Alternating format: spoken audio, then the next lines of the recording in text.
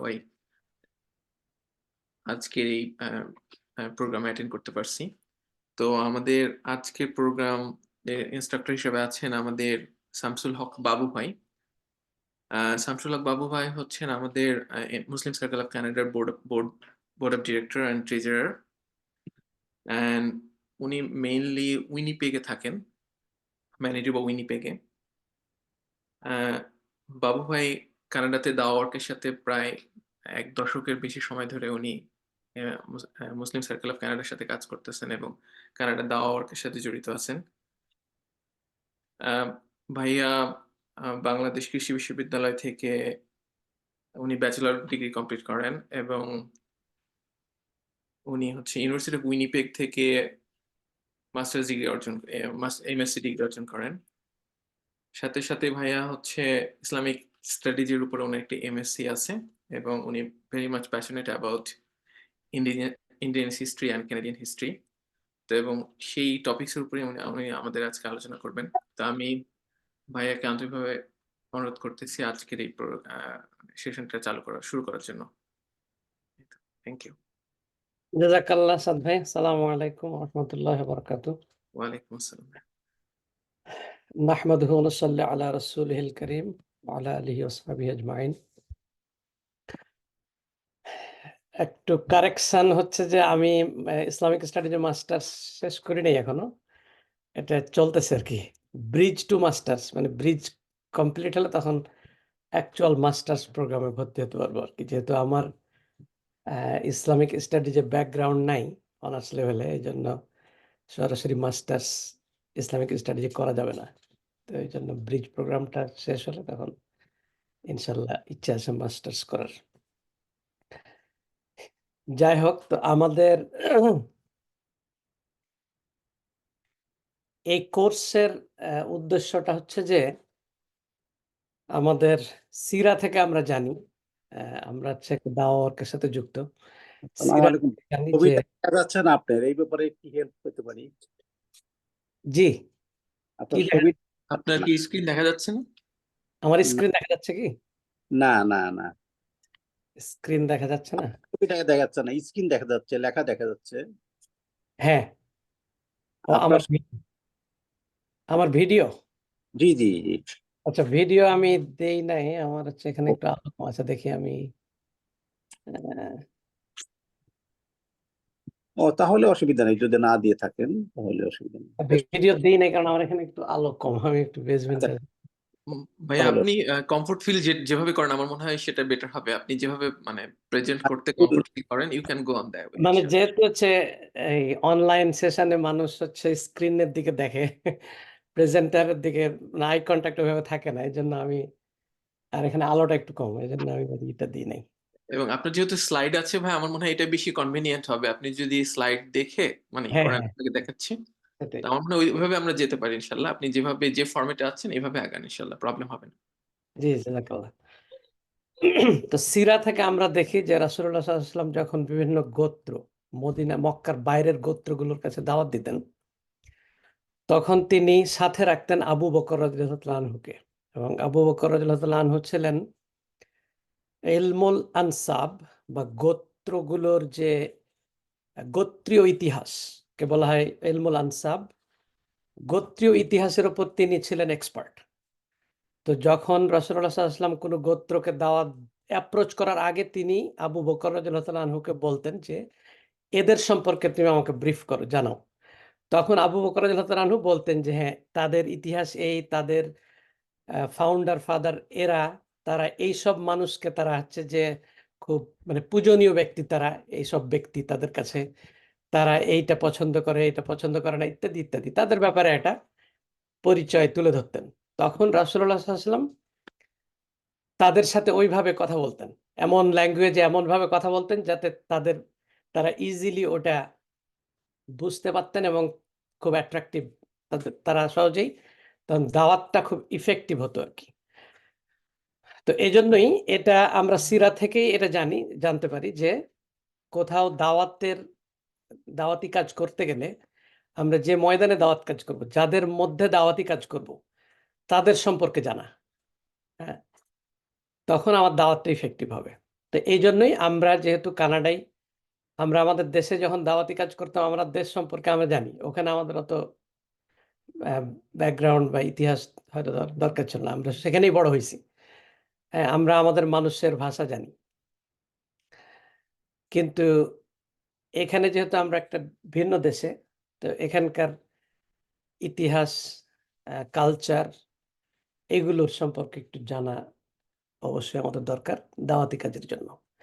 এই এই উদ্দেশ্যকে সামনে নিয়েই মূলত এই ক্লাসটা। তো কানাডার সম্পর্কে জানার তিনটে অ্যাসপেক্ট আছে। হ্যাঁ, একটা হচ্ছে যে এখানকার ইন্ডিজিনাস পিপল, ইউরোপিয়ান সেটলার বা কলোনাইজার, তারা এখানে আসার আগে থেকেই, হাজার হাজার বছর আগে থেকেই যেসব মানুষ এখানে বাস করত, হ্যাঁ, তাদের সম্পর্কে জানা। এরপরে ইউরোপিয়ান কলোনাইজেশন, এটার সম্পর্কে এটার ইতিহাস, এবং ইউরোপিয়ান কলোনাইজারদের সাথে এখানকার ইন্ডিজিনাস পিপল, এদের যে কনফ্লিক্ট বা রিলেশন, ইন্টারাকশন, এইগুলো সম্পর্কে জানা। হ্যাঁ, এবং যেইটার অবশ্যম্ভাবী একটা ফলশ্রুতি বা রেজাল্ট হচ্ছে আজকের মডার্ন যে কানাডা, হ্যাঁ, কিভাবে নেশন স্টেট হিসেবে কানাডা তৈরি হলো, সেই ইতিহাস। মোটামুটি এই কয়েকটা জিনিস জানলে মোটামুটি আমরা কিছুটা ইয়ে পাবো আর কি, একটা ইন্ট্রোডাকশন আর কি। আরো ডিটেল জানার জন্য অবশ্যই আমাদের আরো পড়ালেখা করতে হবে।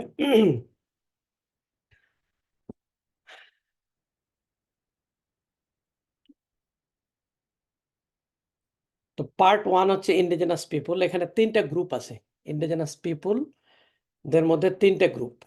একটা হচ্ছে ফার্স্ট নেশনস, যেটা অরিজিনাল কলম্বাস যখন এখানে আসেন প্রথম, তখন যাদের সাথে তিনি মিট করেন, যাদেরকে তিনি দেখেন, যাদের সাথে ইন্টারাকশন হয় তারাই হচ্ছেন ফার্স্ট নেশন। মেটিস হচ্ছে যে এই ইন্ডিজিনাস পিপুলদের সাথে ইউরোপিয়ান সেটলার, ইউরোপিয়ানরা যখন এখানে থাকা শুরু করলো, তখন তাদের সাথে পারিবারিক বন্ধন, বিবাহ, বিয়ে শাদী ইত্যাদি এ ধরনের রিলেশন যখন হইলো, তখন ইন্ডিজিনাস পিপুল এবং ইউরোপিয়ানদের যে সন্তান, মিক্সড ব্লাড, এদেরকেই বলা হয় মেটি। বাই ডেফিনিশন বায়োলজিক্যালি তারা মেটিস, কিন্তু এখন আমরা মেটিস বলতে কনস্টিটিউশনালি কানাডায় যেটাকে বোঝাই সেটা একটু ডিফারেন্ট, সেটা আমরা পরে আসব। আর ইনুইট হচ্ছেন কানাডার নর্থ বা পোলার রিজিয়নে যারা বাস করেন, যাদেরকে আমরা এস্কিমো বলে জানি। যদি এস্কিমো টার্মটা আমরা ইউজ করব না, আমরা কেন করব না এটা পরে আমরা দেখব, কিন্তু তাদেরকে বলা হয় ইনুইট। ইনুইট হচ্ছে শুধু কানাডিয়ান নর্থ না, আমরা যদি পোলে দেখি, পোলার রিজিয়নে হচ্ছে কানাডা আছে, ওইদিকে ইউরোপিয়ান স্ক্যান্ডিনেভিয়ান কান্ট্রিগুলো আছে, রাশিয়া আছে, আলাস্কা আছে। এই পুরো পোলার রিজিয়নের অধিবাসীদেরকে ইনুইট বলা হয়, ইনুইট বা এস্কিমো। এই 3টা গ্রুপের মানুষজন নিয়েই হচ্ছে ইন্ডিজিনাস পিপুল বলতে এই 3টা গ্রুপকে মিন করে।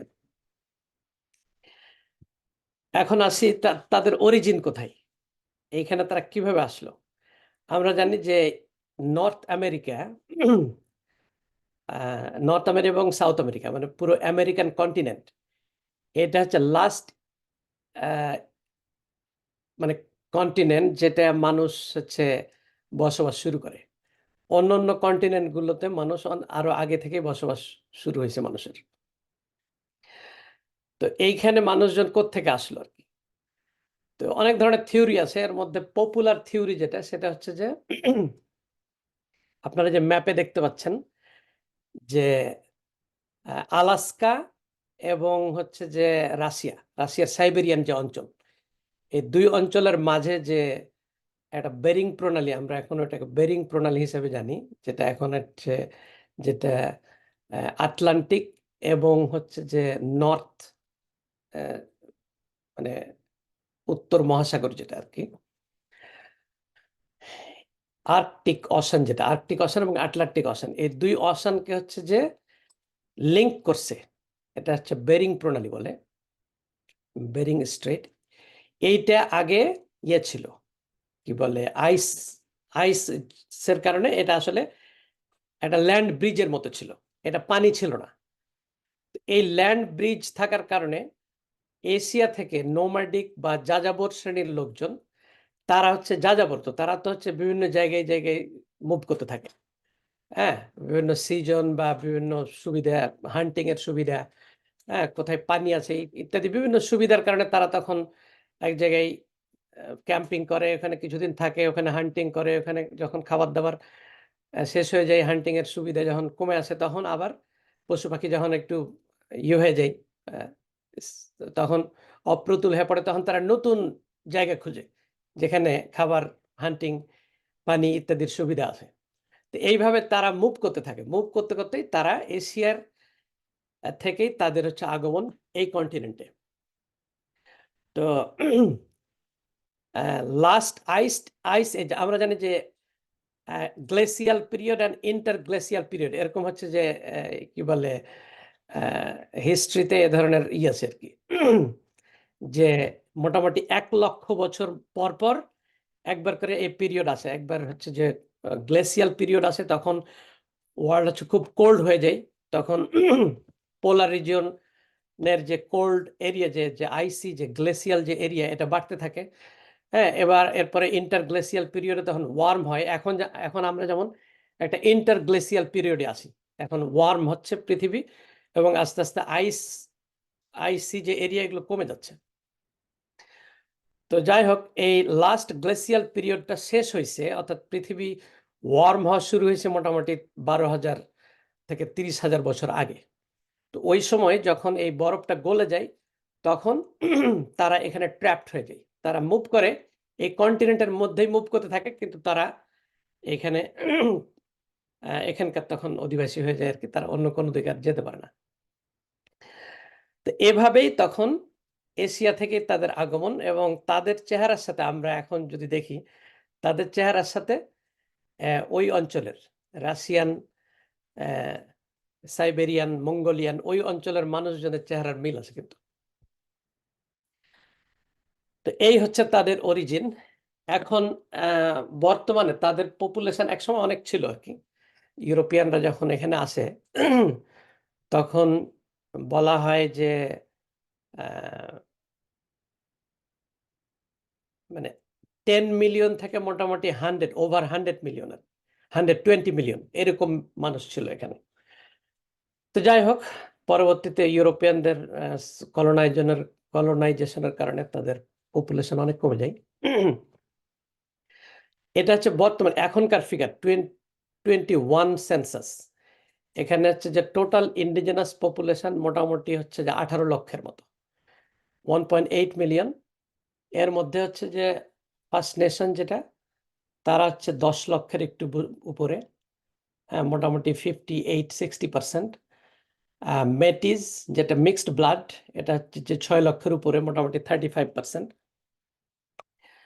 আর ইনুইট হচ্ছে 1 লক্ষের কম, 70,000, মোটামুটি 4%। এই হচ্ছে যে যেটা টোটাল কানাডিয়ান পপুলেশন মোটামুটি 36-37 মিলিয়নের মতো।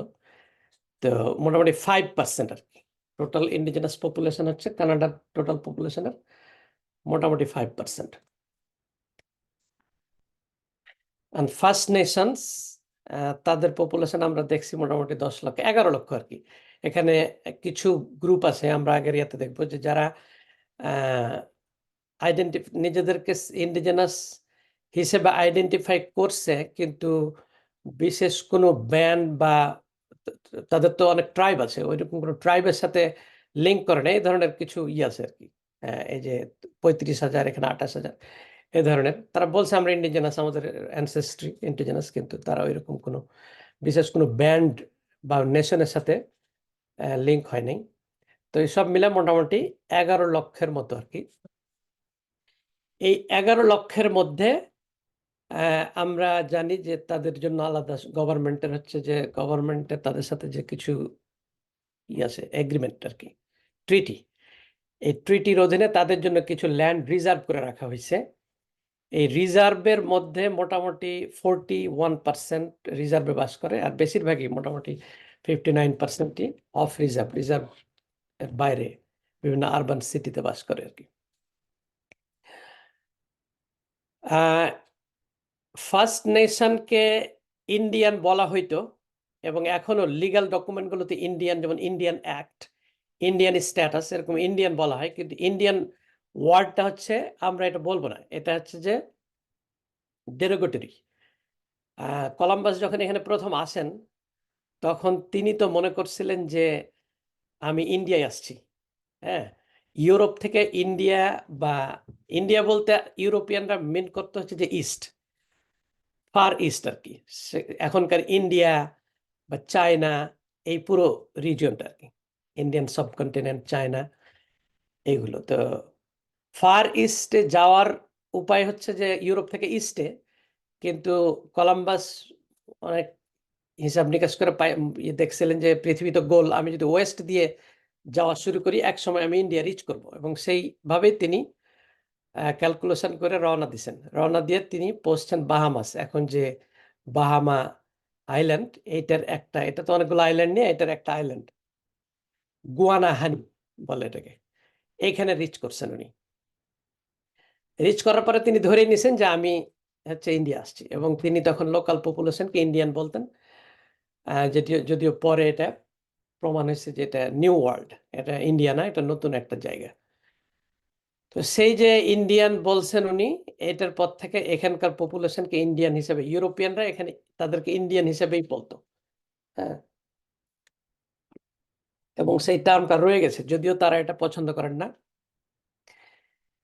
আমার মনে আছে যে আমি এক জায়গায় কাজ করতাম, রিটেল, মানে এখানে আসার পরপরই প্রথম দিকে সেলস অ্যাসিস্ট্যান্ট হিসেবে। তো এরকম একটা ইন্ডিজিনাস একজন আসছে আর কি, সে বলতেছে যে আমার একটা ইন্ডিয়ান কার্ড আছে, ইন্ডিয়ান স্ট্যাটাস কার্ড, তো আমি হচ্ছে ট্যাক্স, জিএসটি যেটা, এটা পাবো, এটা লাগবে না আমার।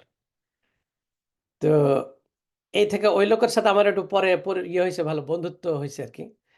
তো এরপরে ওরে আমি একদিন, আমি ধরে নিছি যে ইন্ডিয়ান স্ট্যাটাস কার্ড মানে এটা হচ্ছে তার অফিসিয়ালি, আমি মানে তাকে ইন্ডিয়ান, আমি এমনি যাই যে নামই তাকে বলি, হ্যাঁ, আমরা নেটিভ বলি, অনেক সময় অনেক ধরনের নাম বলি, কিন্তু আমি ধরে নিয়েছিলাম যে যেহেতু তার একটা কার্ডের মধ্যে আছে ইন্ডিয়ান, তার মানে আইডি কার্ড, ইন্ডিয়ান স্ট্যাটাস, তো ইন্ডিয়ানটা হচ্ছে মোটামুটি এটা আমি অফিসিয়াল হ্যাঁ, এটা অফিসিয়ালি বলা যাবে, এরকম আমি ধরে নিছি। যে আমি তারে অন্য কারোর সাথে পরিচয় করা দেওয়ার সময় তারে আমি বলছি সে হচ্ছে ইন্ডিয়ান, তো সে একটু রাখছে আর কি। যে পরে আমার সে বলছে, যেহেতু একটু বন্ধুত্ব হয়েছে, সে পরে আমার বলছে ইন্ডিয়ান বলবো না। হ্যাঁ, আমি বললাম যে তোমার কার্ড যে ইন্ডিয়ান স্ট্যাটাস কার্ড, তো বলছে যে না, এটা আমরা হচ্ছে যে ফার্স্ট নেশনস বলে আমাদেরকে, তবে আমাদের বিভিন্ন গ্রুপ আছে, বিভিন্ন ট্রাইব আছে, ওই ট্রাইব, আমরা নিজেদেরকে ওই ট্রাইবের নাম ধরে ডাকি। হ্যাঁ, যেমন এই যে আমি এখানে কয়েকটা লিখছি, অনেক ট্রাইব আছে 600-এর উপর, না 600 কমিউনিটি, বিভিন্ন লোকালিটিতে যে বাস করে তারা, কিন্তু মোটামুটি 50 উপরে এরকম বিভিন্ন ট্রাইব আছে। হ্যাঁ, আমরা অনেক ট্রাইবের নাম এরকম জানি, যেমন এখানে আমি লিখছি মোহক, চিপেওয়ান, হায়দা, ডিনি, ক্রি, অজিবোয়া, অ্যানিসিনাবে, এরকম। তো এই নামগুলো দিয়ে তারা নিজেদের মধ্যে পরিচিত হয় আর কি। আর ওভারঅল সবাইকে একসাথে আমরা ফার্স্ট নেশনসটা মোটামুটি হচ্ছে যে রেসপেক্টফুল টার্ম আর কি, যেটা আমরা ইউজ করব। হ্যাঁ, আমরা কখনোই ইন্ডিয়ান টার্মটা ইউজ করব না। আচ্ছা, আমরা আগেই বলছি যে তাদের 50 এরকম ট্রাইব আছে, যারা 630 কমিউনিটিস বা লোকালিটিতে বসবাস করে। গভর্নমেন্ট তাদের জন্য কিছু রিজার্ভ ল্যান্ড রাখছেন, যেগুলো এই যে 3394 টোটাল রিজার্ভ আছে পুরো কানাডায়, এবং নিচে বিভিন্ন রিজিয়ন ওয়াইজ আমি একটা দিছি যে কোন রিজিয়নে, কোন প্রভিন্স আর কি, কতগুলো কমিউনিটি থাকে আছে আর কি। ব্রিটিশ কলাম্বিয়া সবচেয়ে বেশি, এরপরে অন্টারিও, অন্যান্য মোটামুটি পোলার রিজিয়ন ছাড়া মোটামুটি সব প্রভিন্সে তাদের পোলার রিজিয়নে একমাত্র ইনুইট। আচ্ছা, ল্যাঙ্গুয়েজ, তারা হচ্ছে যে তাদের মোটামুটি প্রত্যেক 50 যে নেশন, প্রত্যেক নেশনের ডিফারেন্ট ল্যাঙ্গুয়েজ আছে, কিন্তু এই ল্যাঙ্গুয়েজগুলো খুব ক্লোজ, একটা সাথে একটা ক্লোজ। তো ফলে স্কলাররা হচ্ছে তাদের ল্যাঙ্গুয়েজগুলোকে মোটামুটি 12 ল্যাঙ্গুয়েজ ফ্যামিলিতে ভাগ করছে আর কি। হ্যাঁ, সবচেয়ে বেশি 12-এর মধ্যে 10 ল্যাঙ্গুয়েজ হচ্ছে ফার্স্ট নেশনস, একটা ল্যাঙ্গুয়েজ হচ্ছে মিচিপ, যেটা এটাতে মেটিজরা কথা বলেন, আর ইনুইটদের জন্য একটা ল্যাঙ্গুয়েজ ফ্যামিলি।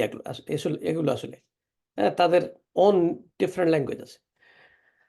হ্যাঁ, সবচেয়ে বেশি হচ্ছে অ্যালগন কুইয়ান ল্যাঙ্গুয়েজ ফ্যামিলি, যেটাতে ক্রি ওজিবোয়া এরা কথা বলেন আর কি। 67% হচ্ছে এই ল্যাঙ্গুয়েজেই কথা বলেন। তবে আর এরপরে সেকেন্ড লার্জেস্ট হচ্ছেন ইনুইটদের ল্যাঙ্গুয়েজ ইনুকটিটুট, এইটাতে মোটামুটি 18% লোক কথা বলেন। কানাডার টোটাল বিভিন্ন যে ল্যাঙ্গুয়েজে কথা বলেন কানাডার লোকজন, তার মধ্যে 0.5% লোকজন কানাডিয়ান হচ্ছে যে ইন্ডিজিনাস ল্যাঙ্গুয়েজ ইউজ করেন তাদের বেশিরভাগই তাদের যে কনভারসেশন বা অ্যাট হোম, হ্যাঁ, এরকম আর কি। আচ্ছা, ইন্ডিজিনাস অনেক ওয়ার্ড হচ্ছে আমরা ইউজ করি। ইন্ডিজিনাস অনেক ওয়ার্ড থেকে ইংলিশে অনেক ওয়ার্ড, স্পেশালি কানাডায় অনেক জায়গার নাম, অনেক জিনিসের নাম এখানে আসছে আর কি। যেমন কিছু এখানে উদাহরণ অনেক আছে, এর মধ্যে কিছু উদাহরণ হচ্ছে যেমন স্কাঙ্ক, স্মল অ্যানিম্যাল, ক্যারিবু, এটা আমরা জানি এটা লার্জ ডিয়ার। কায়াক হচ্ছে একটা ন্যারো যে নৌকা, মাস্কেগ, হ্যাঁ, এটা জলাভূমি আর কি। এরপর কিছু প্লেস আছে যেমন ম্যানিটোবা হচ্ছে যে lake of the prairie, mini and tobos, এরকম দুটো ওয়ার্ড থাকে, অ্যাসিনি বয়েন ওয়ার্ড এগুলো আর কি। এরপরে কিউবেকটা আসছে মিমাক, একটা ওখানকার যে ট্রাইব, মিমাক ট্রাইবের যে ল্যাঙ্গুয়েজ, সেখান থেকে কেপেক হচ্ছে যে স্ট্রেট আর ন্যারো নদী বা এ ধরনের কোনো কিছু থেকে আসছে, কেপেক থেকে কিউবেক। সাসকাচুয়ান ট্রি ওয়ার্ড, কিসিকাচুয়ান, এন্ড হচ্ছে যে এটার মানে হচ্ছে সুইফট ফ্লোয়িং রিভার। এরপরে কানাডা, স্বয়ং কানাডা ওয়ার্ডটা হচ্ছে যে ইন্ডিজিনাস একটা ওয়ার্ড হচ্ছে কানাটা, যেখান থেকে আসছে হচ্ছে, যেটার মানে হচ্ছে ভিলেজ, সেখান থেকে আসছে কানাডা। এরকম আমরা অনেক ওয়ার্ড যেগুলো আমরা ইউজ করি, আমরা জানি না এটা মূলত এগুলো ইন্ডিজিনাস ইয়ে থেকে আসছে আর কি। তাদের বিলিফ অ্যান্ড কালচার, এরা ওভারঅল মনে পেগানিস্টিক সোসাইটি। তারা হচ্ছে যে অনেক গডে বিশ্বাস করে, অনেক মিথোলজি এগুলোতে বিশ্বাস করে, অনেকটা হচ্ছে যে রোমান এবং গ্রিক পেগানিস্টিক সোসাইটির মতো আমার কাছে মনে হয়েছে আর কি। তাদের রোমান এবং গ্রিকদের মতোই তারা মনে করে যে ডিভাইন একটা ওয়ার্ল্ড আছে আলাদা, ডিভাইন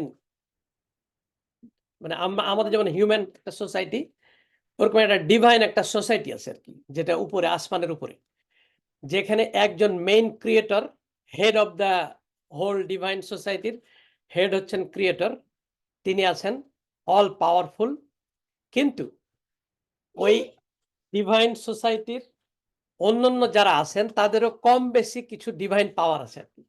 ওই মেইন যে ক্রিয়েটর, তিনি হচ্ছেন তাদেরকে যাকে যতটুকু পাওয়ার দিয়ে রাখছেন, এরকম পাওয়ার অধিকারী আছে আর কি।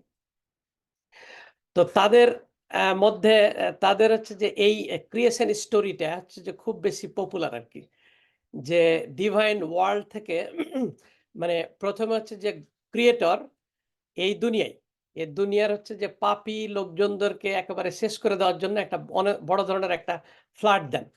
হ্যাঁ, এবং আমরা জানি যে প্রত্যেকটা ট্রাইব বা প্রত্যেক রিজিয়নের মানুষের মধ্যে একটা বড় ধরনের ফ্লাডের একটা মিথ বা স্টোরি চালু আছে।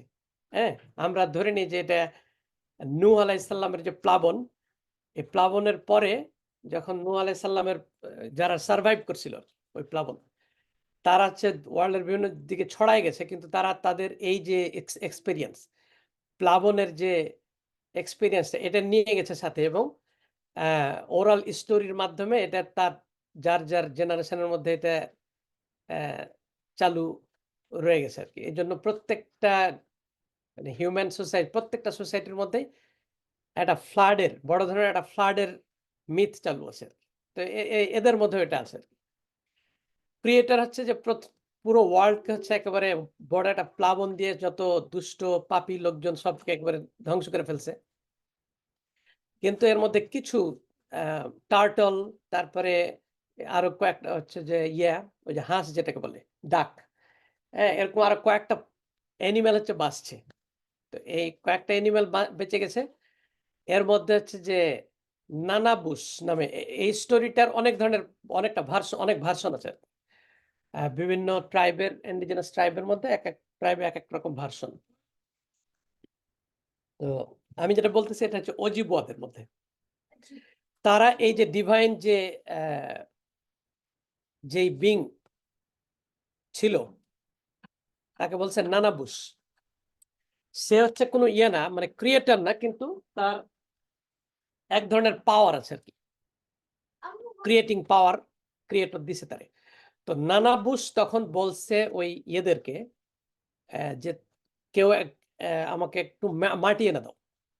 তো ডুব দিছে এনিমেলরা, এক এক ডুব দিয়ে দিয়ে কেউ পাচ্ছে, কেউ মারা গেছে, ডুবে গেছে, কেউ একজন আনতে পারছে আর কি, কিছু মাটি তুলে নিয়ে আসছে। সেই মাটিটা দিয়ে তখন ওই টার্টলের, কারণ সব জায়গাতে পানি, টার্টলের পিঠে তখন নানাবুশ হচ্ছে একটা ল্যান্ড ওয়ার্ল্ড একটা তৈরি করছে আর কি, যেটা আমাদের এখন বর্তমান ওয়ার্ল্ড। এই জন্য ইন্ডিজিনাস পিপুলরা এই অঞ্চলকে বলে মানে পুরো পৃথিবীটাই তাদের কাছে টার্টল আইল্যান্ড। তো এটারই আরেকটা ভার্সন হচ্ছে যে ওই ডিভাইন যে ওয়ার্ল্ড, এখান থেকে এক প্রেগনেন্ট এক ওম্যান, ডিভাইন ওম্যান, সে হচ্ছে যে কোনো একটা গাছের ইয়েতে গোড়া দিয়ে একটা ফুটো ছিল, ওই ফুটো দিয়ে নিচে পড়ে গেছে। নিচে পড়ে যাওয়ার পরে তখন নিচের পাখিরা হচ্ছে তাকে পথ দেখায় নিয়ে আসে, তখন তার একটা টার্টল এর পিঠে হচ্ছে তার জায়গা দিছে। তো হয় তার চারদিকে তখন ওয়ার্ল্ড তৈরি হওয়া শুরু হয়েছে, অথবা সে হচ্ছে এনিমেলদের বলছে যে তোমরা হচ্ছে আমাকে কিছু মাড এনে দাও।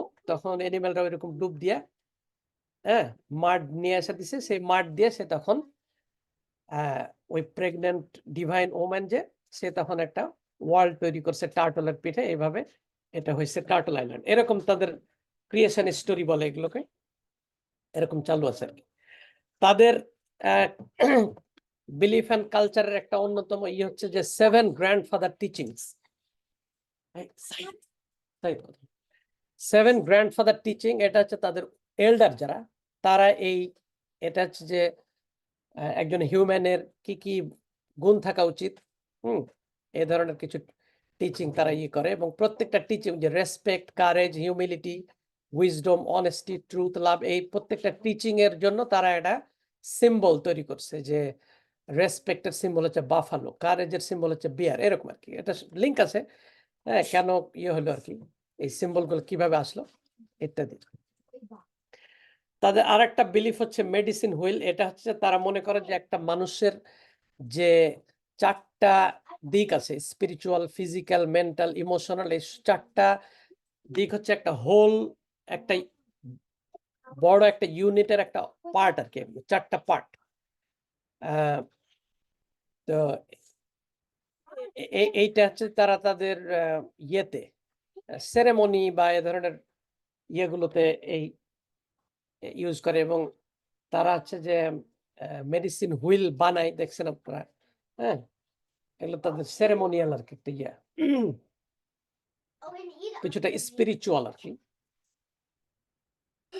এরপরে তাদের আর একটা হচ্ছে যে স্মাজিং। এখন এই যে স্কুলেও বাচ্চাদের এরা স্মাজিং করে আর কি। তো স্মাজিং এর হচ্ছে তাদের ফিলোসফিটা হচ্ছে যে এটার মাধ্যমে এই যে বিভিন্ন সেজ বা সুইট গ্রাস বা টোবাকো এরকম বিভিন্ন পুড়ায়া এখান থেকে যে হবে ধোয়া হবে, এই ধোয়াটা দিয়ে হচ্ছে যে করবে মাইন্ড অ্যান্ড স্পিরিট বা হার্ট এগুলো ক্লিন হবে আর কি। এটা তাদের একটা বিলিফ স্মাজিং। আচ্ছা, এরপরে আমরা আসি মেটিস। মেটিস হচ্ছে মিক্সড ব্লাড। মেটিস যদি আমরা হচ্ছে যে মানে বায়োলজিক্যালি ইউরোপিয়ান এবং ইন্ডিজিনাসদের যে মিক্সড ব্লাড তারাই হচ্ছেন মেটিস। কিন্তু আমরা যদি মেটিসকে ক্যাপিটাল এম দিয়ে লিখি, হ্যাঁ, তাহলে এটা মিন করবে যে তাদের বায়োলজিক্যালি তারা মিক্সড ব্লাড এবং তাদের রেড রিভার রিজিয়ন অর্থাৎ এই প্রেরি রিজিয়ন যেটা ম্যানিটোবা, সাসকাচুয়ান, এই প্রেরি রিজিয়নে হচ্ছে যে লুই রিয়াল, আমরা পরে দেখব হিস্ট্রিতে, লুই রিয়ালের নেতৃত্বে বা লুই রিয়াল যাদেরকে নিয়ে হচ্ছে যে আন্দোলন করছিলেন আর কি, যেটার ফলশ্রুতিতে ম্যানিটোবা প্রভিন্স তৈরি হয়। তো ওইখানে তাদের একটা বিশেষ একটা কালচারাল একটা হেরিটেজ তৈরি হয় আর এই অঞ্চলে। তো যারা ওই কালচারাল হেরিটেজ বহন করে তাদেরকেই ক্যাপিটাল এম দিয়ে বুঝাবে, শুধু বায়োলজিক্যালি মিক্সড ব্লাড হলেই হবে না। আর যদি কেউ যদি ওই কালচারাল হেরিটেজের অংশ না হয় তাহলে সে মেটি, তাকে আমরা বলতে পারি কিন্তু তাকে স্মল এম দিয়ে লিখতে হবে। কিন্তু প্র্যাকটিক্যালি বা লিগালি যখন গভর্নমেন্ট যখন করে মেটিসদের সাথে কোনো ডিসকাস করে, মেটিসদের কোনো সাথে কোনো এগ্রিমেন্ট বা মেটিস রাইট ইত্যাদি যখন মিন করা হয় যে মেটিস রাইট কনস্টিটিউশনে, তখন ওই ক্যাপিটাল এম দিয়ে সেটাই মিন করে আসে। হ্যাঁ, তাদের একটা আলাদা আছে মেটিস নেশন, হচ্ছে যে মেটিস নেশন কাউন্সিল। এই মেটিস নেশন কাউন্সিলই হচ্ছে তাদের রিপ্রেজেন্টেটিভ অর্গানাইজেশন এবং কনস্টিটিউশনে ক্যাপিটাল এম দিয়ে মিন করে, অর্থাৎ বায়োলজিক্যালি তারা মিক্সড ব্লাড এবং একই সাথে তাদের ওই কালচারাল হেরিটেজ থাকবে রেড রিভার রিজিয়ন থেকে উঠে আসা আর কি। হ্যাঁ, তো এটা অনেকটা বলা যায় যে কি বলবো, কিছু গ্রুপ আছে না যে যেমন জুইস, তারা হচ্ছে জুইস, তাদের হচ্ছে যে ওই বিশেষ একটা বংশের লোকজনই হবে জুইস। তো এটা ওইরকমই বংশের লোকজন প্লাস আবার কালচারাল একটা হেরিটেজ থাকতে হবে, যে কেউ না।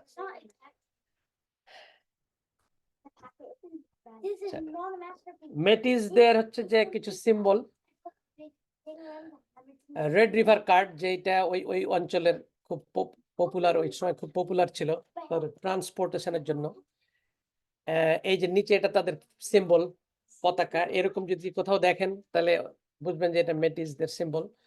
হ্যাঁ, এই যে এই স্যাশ যেটা মতো কাপড়ের গলায় জড়ায় রাখে, এগুলো তাদের সিম্বল। তাদের একটা ল্যাঙ্গুয়েজ আছে মিচিপ, যেটা হচ্ছে যে মিচিপকে বলা হয় হচ্ছে যে মিক্সড ল্যাঙ্গুয়েজ। মিক্সড ল্যাঙ্গুয়েজ হচ্ছে যে নর্মালি আমরা জানি যে যে কোনো ল্যাঙ্গুয়েজ অন্য ল্যাঙ্গুয়েজ থেকে ওয়ার্ড হচ্ছে ধার করে, যেমন প্রচুর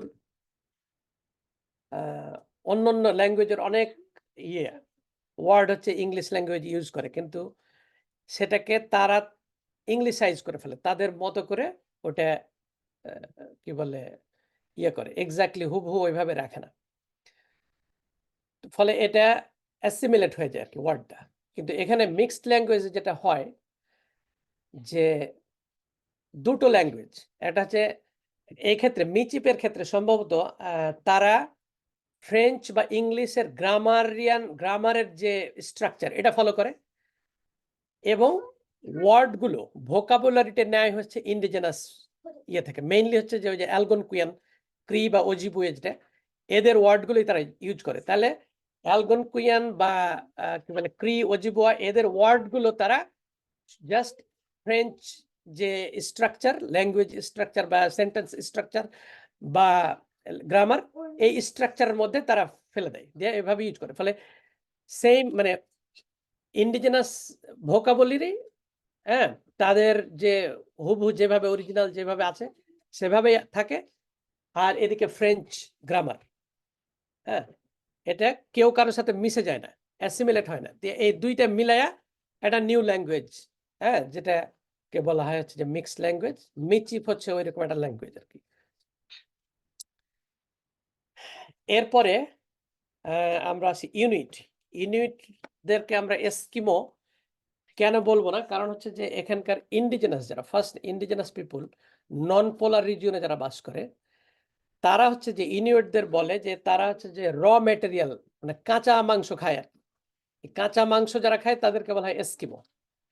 এইটা হচ্ছে ইনুইট যারা, তারা এটা পছন্দ করে না, তাদেরকে কাঁচা মাংস ভক্ষণকারী এ ধরনের একটা টার্ম বলা হবে তাদের, এটা তাদের পছন্দ না। এই জন্য ওইভাবে এস্কিমো বলা হয় তাদেরকে। এটা খুবই মানে আমরা ছোটতে শুনছি যে যারা হচ্ছে যে পোলার রিজিয়নে থাকে, যারা হচ্ছে যে যাদের ঘর বাড়ি হচ্ছে যে দিয়ে বানানো, মানে আইস দিয়ে বানানো, হ্যাঁ, তারা হচ্ছে যে এস্কিমো। কিন্তু এস্কিমো টার্মটা হচ্ছে আমরা ইউজ করব না, আমরা বলবো ইনুইট। ইনুইট হচ্ছে ইনুকটিটুট ল্যাঙ্গুয়েজ, তাদের যে ল্যাঙ্গুয়েজ, এই ল্যাঙ্গুয়েজে ইনুইট হচ্ছে মানে হচ্ছে পিপল, যেটার সিঙ্গুলার হচ্ছে ইনুক। সিঙ্গুলার ইনুক একজন মানুষ, আর ইনুইট হচ্ছে পিপল অনেকজন মিন করে। তো ইনুইট মানে হচ্ছে দ্য পিপল। তো এই জন্যই আমরা হচ্ছে যে কখনোই ইনুইটের আগে দি অথবা ইনুইটের পরে পিপল এটা ইউজ করবো না। এটা হচ্ছে যে লিঙ্গুইস্টিক্যালি রং। হ্যাঁ, আমরা শুধু বলবো ইনুইট। ইনুইট পিপুলও বলা যাবে না, বা দ্য ইনুইট এরকমও বলা যাবে না। হ্যাঁ, তো এটা হচ্ছে একটা ইম্পর্টেন্ট ইয়ে। ইনুইটরা হচ্ছে যে মেইনলি পোলার রিজিয়নে বাস করে, এবং তাদের পোলার রিজিয়নে চারটা মেইনলি, তারা হচ্ছে যে নুনাভুট যেটা এখানেই ম্যাক্সিমাম থাকে। হ্যাঁ, নর্থ ওয়েস্ট টেরিটরিতে কিছু থাকে, এবং একটা বড় অংশ থাকে হচ্ছে যে নর্দার্ন কিউবেক, যেটাকে বলা হচ্ছে নুনাভিক। নর্দার্ন কিউবেকের ইনুইটদের যে রিজিয়ন, এটাকে বলা হয় নুনাভিক। তো এইভাবে মোটামুটি 69% হচ্ছে যে পোলার রিজিয়নে থাকে, তবে মোটামুটি 31% নন পোলার রিজিয়নে আউটসাইড। তো এই পোলার রিজিয়নে তাদের যে চারটা যে রিজিয়নে তাদের বসবাস, এদের এই টোটাল রিজিয়নটাকে ইনুইট অধ্যুষিত যে অঞ্চল, এটাকে বলা হয় নুনাঘাট। এই নুনাঘাটের বাইরে, নুনাঘাটেই থাকে হচ্ছে যে 69%, আর নুনাঘাটের বাইরে থাকে 31%। তাদের কিছু সিম্বল হচ্ছে যে সিল আছে, যে সিল অ্যানিমাল, যে এইটার তেল দিয়ে বানানো একটা ল্যাম্প, ট্র্যাডিশনালি তারা ইউজ করে। ইনুক সুক হচ্ছে এই যে একটা মানুষের মতো যে একটা ইয়ে বানায় তারা পাথর দিয়ে। এটার বানানোর উদ্দেশ্য হচ্ছে যে তারা যে ক্যাম্পিং বিভিন্ন জায়গায় যাযাবরের মতো যায়, তো একটা গ্রুপ কোথাও গিয়ে যদি দেখে যে এখানে হান্টিং ফ্যাসিলিটিস আছে, পানি আছে ইত্যাদি, বা সুন্দর রাস্তা আছে, প্লেন ল্যান্ড আছে ইত্যাদি, মানে বসবাসের উপযোগী, তখন তারা এখানে এরকম একটা সিম্বল বানায়, যেটার মানে হচ্ছে অন্যদেরকে, অন্য কোনো গ্রুপ যদি যায় আশেপাশ দিয়ে, তারা দেখলেই বুঝবে যে আচ্ছা এইখানে কোনো একটা গ্রুপ আগে বাস করছিল এবং সেখানে সেই এলাকাটা বসবাসযোগ্য।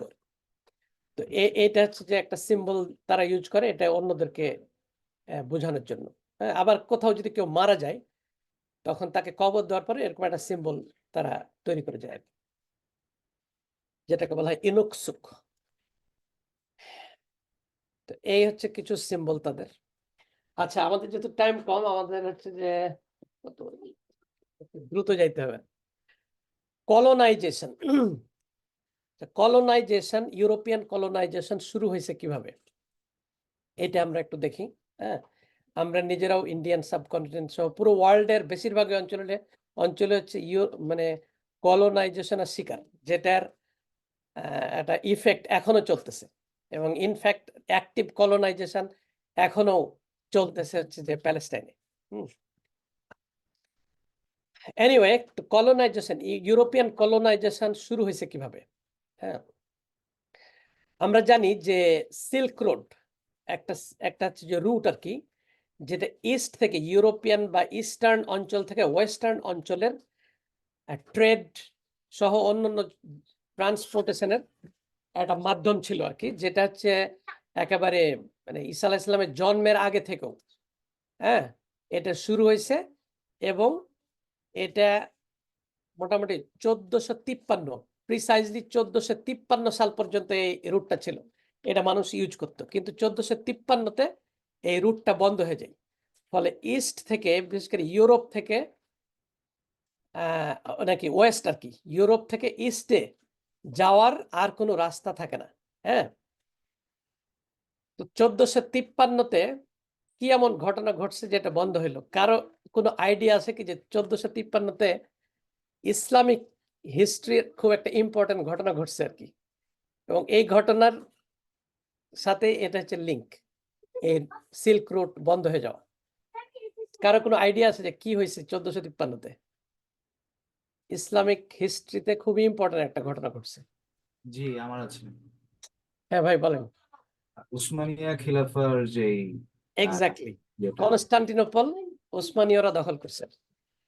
তো অটোমানরা এটা দখল করার পরে তারা হচ্ছে যে সিল্ক রুট বন্ধ করে দেয়। সিল্ক রুট বন্ধ করে দেওয়ার ফলে তখন ইউরোপিয়ানরা হচ্ছে যে ইউরোপিয়ানরা ইনফ্যাক্ট সিল্ক রুট যখন ছিল তখন সিল্ক রুটের সাথে এই বাণিজ্যে ইটালিয়ান বা গ্রিস, মেইনলি ইটালিয়ানদের একটা মনোপলি ছিল। কারণ আপনারা দেখতেছেন যে মেডিটেরিয়ান সিতে বিশেষ করে ভেনিস, যে ভেনিস থেকে মেইনলি ইউরোপিয়ান ফ্রান্স, জার্মানি বা ইংল্যান্ড, এখন মানে ওয়েস্টার্ন ইউরোপিয়ান অঞ্চলগুলো, তাদের ট্রেড বা এইগুলো ভেনিসের মাধ্যমে তখন আসা যাওয়া করতো। আবার ইস্ট থেকে জিনিসপত্র ভেনিসে আসতো, এখান থেকে তখন ল্যান্ড রুটে তখন ওয়েস্টার্ন ইউরোপে ট্রান্সপোর্ট করতো। তো ফলে ভেনিসের ইটালির একটা মনোপলি ছিল, ট্রেড মনোপলি ছিল মেডিটেরিয়ান সিতে। তো ফলে ওয়েস্টার্ন ইউরোপ, বিশেষ করে হচ্ছে যে পর্তুগাল এবং স্পেন, যারা হচ্ছে যে আটলান্টিকের সাথে, তারা অলওয়েজ ইটালিয়ান মনোপলির ইয়ে করার জন্য, অ্যাভয়েড করার জন্য, তারা কোনো সি রুট দিয়ে ওয়েস্টে ইস্টে যাওয়া যায় কিনা, ইন্ডিয়া চায়নার দিকে যাওয়া যায় কিনা, এটা তারা আর অনেক আগে থেকে খুঁজতেছিল। কিন্তু যখন সিল্ক রুট বন্ধ হয়ে গেল 1453-তে, তখন তারা আরো অ্যাক্টিভলি তখন খোঁজা শুরু করলো। এবং এরপরেই কি বলে, ফার্স্ট হচ্ছে যে পর্তুগিজ একজন ওর নাম হচ্ছে ডিয়াগো কাউ, সে হচ্ছে 1482 সালে সে হচ্ছে যে সাউথ আফ্রিকার টিপ দিয়ে, সাউথ আফ্রিকার ইয়ে দিয়ে সে ওয়েস্ট ইস্ট যাওয়ার একটা পথ খোঁজার জন্য গেল, এবং সে অতদূর যাইতে পারে না, সে কঙ্গো রিভার পর্যন্ত গিয়ে ওখানে আটকে গেছিল। এরপরে আরেকজন ডায়াস, বার্থেলোমো ডায়াস, সে হচ্ছে যে 1488-এ সে হচ্ছে যে সফল হয়ে, হ্যাঁ, সে হচ্ছে যে একটা ওপেন সি দেখতে পায় হচ্ছে যে সাউথ আফ্রিকার দিয়ে, এবং সেখান দিয়ে সে জাস্ট ওটা আবিষ্কার করে। ওটা নাম দিছিল হচ্ছে যে good hope, cape of good hope. হ্যাঁ, আমরা বলি উত্তম আশা অন্তরীপ আর কি। এটা একটা হোপ তৈরি হয়েছে আর কি ইস্টে যাওয়া, এবং এই হোপ দিয়ে হচ্ছে প্রথম ইস্টে গেছে হচ্ছে ভাস্কো ডা গামা 1497-এ ইন্ডিয়া। এখন এটা তো হচ্ছে পর্তুগিজ হচ্ছে এটা ইয়ে করছে। কলম্বাস, সে হচ্ছে যে ইটালিয়ান, সে হচ্ছে যে ফার্স্ট হচ্ছে চিন্তা করছে যে ইস্ট দিয়ে, যেহেতু পৃথিবীটা গোল, ইস্ট ওয়েস্ট দিয়ে যাওয়া যায় কিনা ইন্ডিয়া, এবং সে তখন এই ইয়ের জন্য, যেহেতু স্পেন এবং পর্তুগাল তখন এরকম এক্সপ্লোর করতেছিল সি রুট, তো তখন সে পর্তুগাল যায় প্রথমে ফান্ডের জন্য, কিন্তু পর্তুগাল ফান্ড দেয় নাই। এরপরে সে স্পেন আসে। স্পেন ওই সময় হচ্ছে যে এখনকার মতো স্পেন ছিল না তখন। আমরা জানি যে স্পেনে মুসলিম যে হিস্ট্রি, সেখান থেকে আমরা জানি যে রাজা ফার্ডিন্যান্ড, সে একটা অঞ্চল ইয়ে করতো, একটা অঞ্চলের কিং ছিল সে, আর হচ্ছে রানী ইসাবেলা, সে অন্য আর একটা অঞ্চলের ইয়ে ছিল। এই দুইটা মিলে এখনকার যে স্পেন। এই দুইটা, এদের দুজনের আবার বিয়ে হয়। বিয়ে হওয়ার পরে তখন এই ফার্ডিন্যান্ড এবং ইসাবেলা, তাদের এই দুই অঞ্চল মিলায় এখনকার স্পেন যেটা, সেটা হয় আর কি। তো তখন সে ইসাবেলা এবং ফার্ডিন্যান্ডের কাছে যায় কলম্বাস ফান্ডের জন্য। আমি তার ফান্ডিং এর কথাটা এই জন্য বলতেছি, কারণ আমাদের স্পেন আমরা যে লস্ট করি গ্রানাডা যে হারায় যায় ইসাবেলা এবং এর সাথে কলম্বাসের একটা যোগ আছে আর কি এই এক্সপেডিশনের। তো সে কি বলে তারা হচ্ছে তাকে রিফিউজ করে, কারণ তারা ওই সময় মুসলিমদের সাথে যুদ্ধ টুদ্ধ এগুলো নিয়ে ব্যস্ত, ফলে তারা রিফিউজ করে। এরপরে সে তখন যায় মোটামুটি 1492 বা 1491 শেষের দিকে বা 92 শুরুর দিকে আর কি। সে তখন ফ্রান্সের দিকে যায়, হ্যাঁ, স্পেন থেকে ফ্রান্সের দিকে যাত্রা শুরু করে। ওই সময় রাজা ফার্ডিনান্ড এবং ইসাবেলা তাকে ডেকে পাঠায়, হ্যাঁ, কারণ ওই সময় মোটামুটি ঠিক হয়ে গেছে যে এখন মুসলিমরা আর কি করবে, সারেন্ডার করবে। তো মুসলমানরা সারেন্ডার করলে তখন তারা একটা বড় ধরনের টাকা পয়সা পাবে, হ্যাঁ, গ্রানাডা মানে রাজধানী হচ্ছে সারেন্ডার করা হবে। তো তারা জানে যে এখানে অনেক সম্পদ আছে মুসলিমদের, তো সেই সম্পদ থেকে তখন তাকে ফান্ডিং করতে পারবে আর কি রাজা ফার্ডিনান্ড ইসাবেলা। এবং তখন এবং ওই 1492-এর 2রা জানুয়ারি সম্ভবত জানুয়ারি 2 তারিখেই, হ্যাঁ, হচ্ছে যে এই সারেন্ডারটা হয় আর কি। মুসলমানরা গ্রানাডা সারেন্ডার করেন জানুয়ারি 2 তারিখ, এবং কলম্বাসকে ফান্ডিং করা হয়, এবং কলম্বাস অগাস্টের দিকে যাত্রা শুরু করে, এবং অক্টোবরের 12 তারিখ সে হচ্ছে যে বাহামাস এর একটা আইল্যান্ডে আসে। তো এইভাবে মানে 1492-তে হচ্ছে কলম্বাস এই অঞ্চলে প্রথম আসে। আসার পরে সেই মনে করতো যে এটা ইন্ডিয়া। সে তার জীবদ্দশায় 4টা এরকম ভয়েস করছে আর কি, 92 থেকে 1504 সম্ভবত পর্যন্ত 4টা ভয়েজে সে বিভিন্ন অঞ্চল এক্সপ্লোর করছে, নর্থ আমেরিকার, সাউথ আমেরিকান, এবং সে অলওয়েজ বিলিভ করতো যেটা ইন্ডিয়া। এই জন্যই নর্থ আমেরিকার নাম আমেরিকা কিন্তু তার নামে করা হয়নি। আমেরিকা অন্য একজন এক্সপ্লোরার, তার নাম হচ্ছে আমেরিগো ভেসপুচি, সে ইটালিয়ান। সেই হচ্ছে ফার্স্ট এটা ডিসকভার করে যে এটা একটা নিউল্যান্ড, এটা ইন্ডিয়া না। এই জন্য এই অঞ্চলের নাম তার নামে করা হয় আমেরিকা।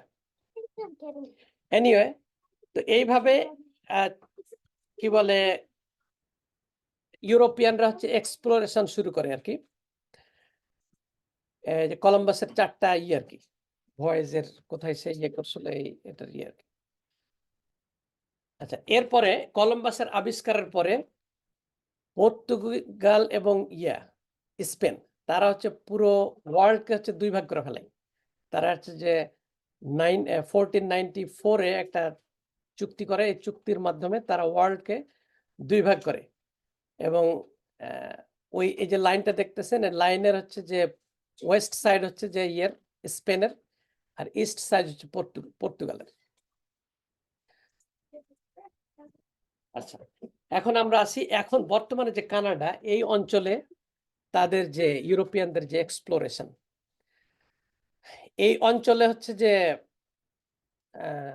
জন ক্যাবট নামে একজন ইংলিশ এক্সপ্লোরার প্রথম আসেন 1497-এ নিউ ফাউন্ডল্যান্ড ল্যাব্রাডর এই অঞ্চলে। এরপরে মাঝে আরো অনেকে আসেন, কিন্তু এরা হচ্ছে ফেমাস।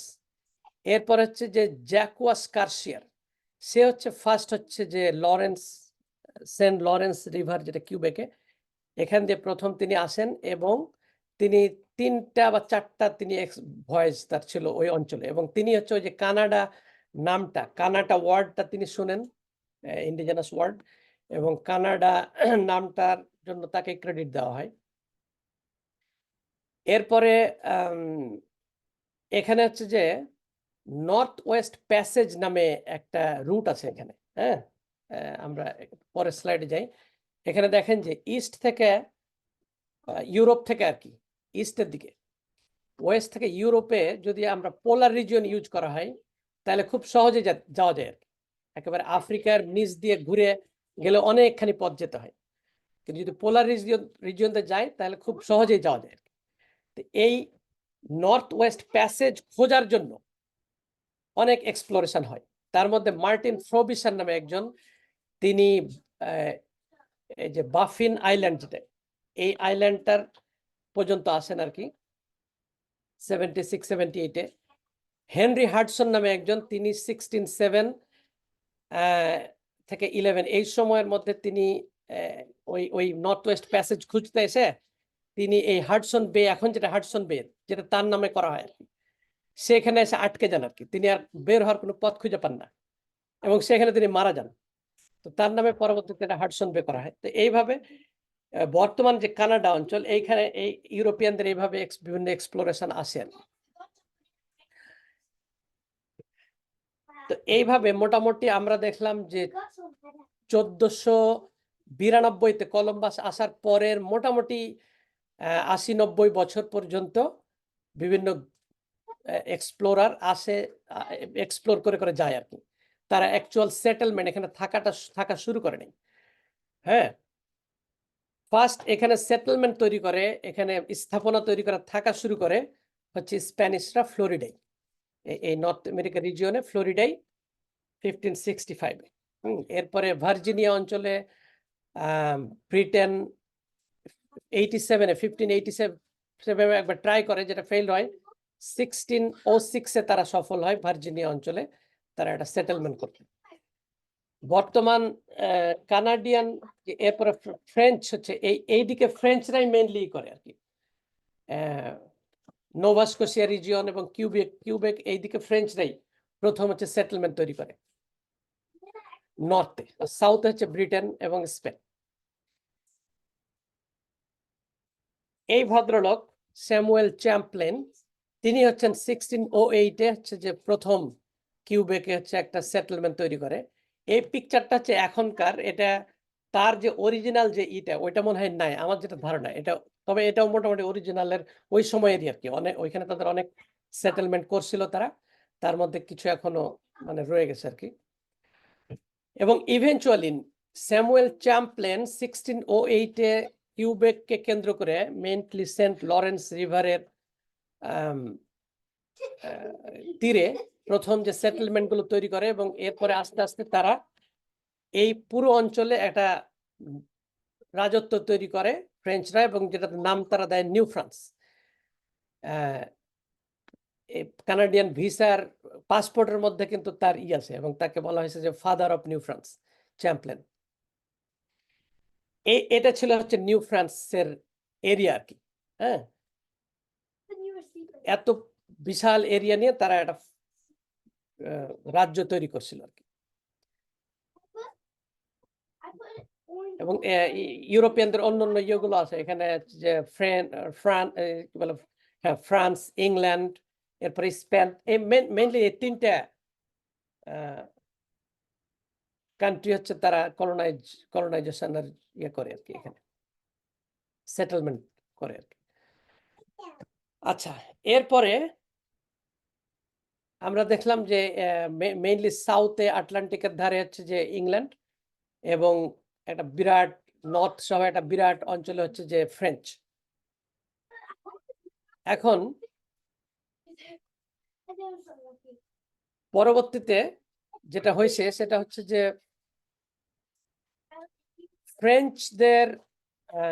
ফ্রেঞ্চদের হচ্ছে যে এই হাডসন বে বা নর্থে তো ফ্রেঞ্চদের ইয়ে ছিল, এবং দুজন ফ্রেঞ্চ বিজনেসম্যান আর কি, তারা খবর পাইছে কোনো ইন্ডিজিনাস পিপলদের সাথে কথা বলে, যে মোটামুটি নর্থ লেক সুপিরিয়রের নর্থ ওয়েস্টের দিকে একটা ফ্রোজেন সি আছে, যেটা তারা হাডসন বেকে হচ্ছে যে মিন করছিল। এইটার আশপাশে হচ্ছে যে খুব বেস্ট ফার পাওয়া যায়, ওইদিকে গেলে ফার ট্রেড, উন্নত মানের ফার পাওয়া যাবে আর কি। তো তারা ওইদিকে এক্সপেডিশন করতে চায়, কিন্তু যেটা যেহেতু এক্সপেন্সিভ, তারা হচ্ছে যে এটার ফান্ডিং চায় আর কি ফ্রেঞ্চদের কাছে।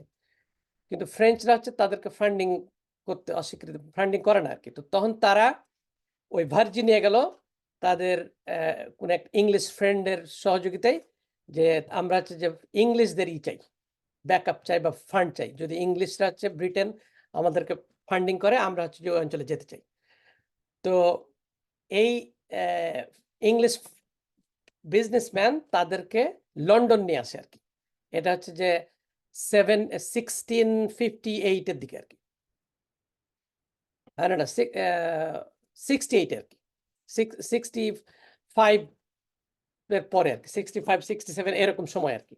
হ্যাঁ, তো লন্ডন নিয়ে যাওয়ার পরে লন্ডনে তখন যে ইয়ে ছিল আর কি, কিং এর কাজিন হচ্ছে রুপার্ট, প্রিন্স রুপার্টের সাথে তারা যোগাযোগ করে আর কি। প্রিন্স রুপার্ট তখন তাদেরকে হেল্প করে এবং কিং এর সাথে যোগাযোগ করায় দেয়, এবং এইভাবে তারা তখন এই হাডসন বে রিজিয়নে তারা তাদের ফার ট্রেডের জন্য তাদের যে এক্সপেডিশন এটার ফান্ডিং পায়, এবং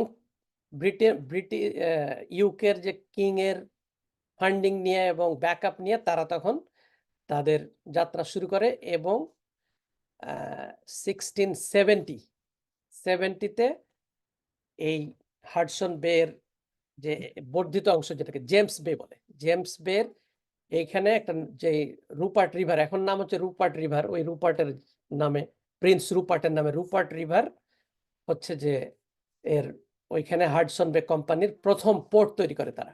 হ্যাঁ, এবং এইভাবে হাডসন বে কোম্পানি, ইংলিশরা হচ্ছে যে ফ্রেঞ্চ, এই এর মধ্যে ফ্রেঞ্চ সাম্রাজ্যের মধ্যেই তারা হচ্ছে হাডসন বে কোম্পানি তৈরি করে, এবং এই হাডসন বে কোম্পানি দিয়েই তখন তাদের সাথে তখন ফ্রেঞ্চদের হচ্ছে যে একটা ফাইটিং শুরু হয় কন্ট্রোল নিয়ে, এই অঞ্চলের কন্ট্রোল নিয়ে, মানে 1670-তে হাডসন বে কোম্পানি তৈরি হয়। এরপরে মোটামুটি 100 ইয়ার্স আর কি, 100 ইয়ার্স হচ্ছে এই ফাইটিং চলতে থাকে আর কি, ফ্রেঞ্চের সাথে ব্রিটেনের। এবং এই ফাইটিং এর শেষ হয় হচ্ছে 7 ইয়ার্স ওয়ার নামে একটা ওয়ার আছে, যেটা 1756। আমরা দেখলাম যে 1670 থেকে নিয়ে এই মানে ছোটখাটো বিভিন্ন রকম ফাইটিং চলতেই ছিল আর কি। 1756 থেকে নিয়ে 1773 পর্যন্ত এই 7 ইয়ার্স হচ্ছে বড় ধরনের ফাইটিং হয়, এবং এই ফাইটিংটা শুধু নর্থ আমেরিকায় না, এটা মোটামুটি ওই সময় ইন্ডিয়া সহ যত জায়গায় মানে ফ্রেঞ্চ এবং ইংল্যান্ডের হচ্ছে সেটেলমেন্ট ছিল আর কি। হ্যাঁ, সব জায়গাতে মোটামুটি এই যুদ্ধগুলো হয়, এবং আমাদের ওই অঞ্চলে যে পলাশি যুদ্ধ যেটা হয় হচ্ছে যে 1757-এ, সেটাও কিন্তু 7 ইয়ার্স ওয়ার। যখন ইউরোপিয়ানদের যে হিস্ট্রি, সেখানে কিন্তু পলাশির যুদ্ধকে 7 ইয়ার ওয়ারের, যে আপনারা যদি ইভেন ইয়াতেও যান, উইকিপিডিয়াতে বা ইয়াতে গুগলে সার্চ দেন 7 ইয়ার্স ওয়ার, ওখানে কিন্তু 7 ইয়ার ওয়ার্স এর একটা লিস্ট আছে যে কি কি ওয়ার হয়েছিল 7 ইয়ার্স ওয়ারের মধ্যে, তার মধ্যে পলাশি যুদ্ধ আছে। তো এইভাবে 7 ইয়ার্স ওয়ার মোটামুটি শেষ হয়। লাস্ট যে বড় ধরনের ফাইট সেটা ছিল হচ্ছে যে কিউবেকে battle of plains of Abraham.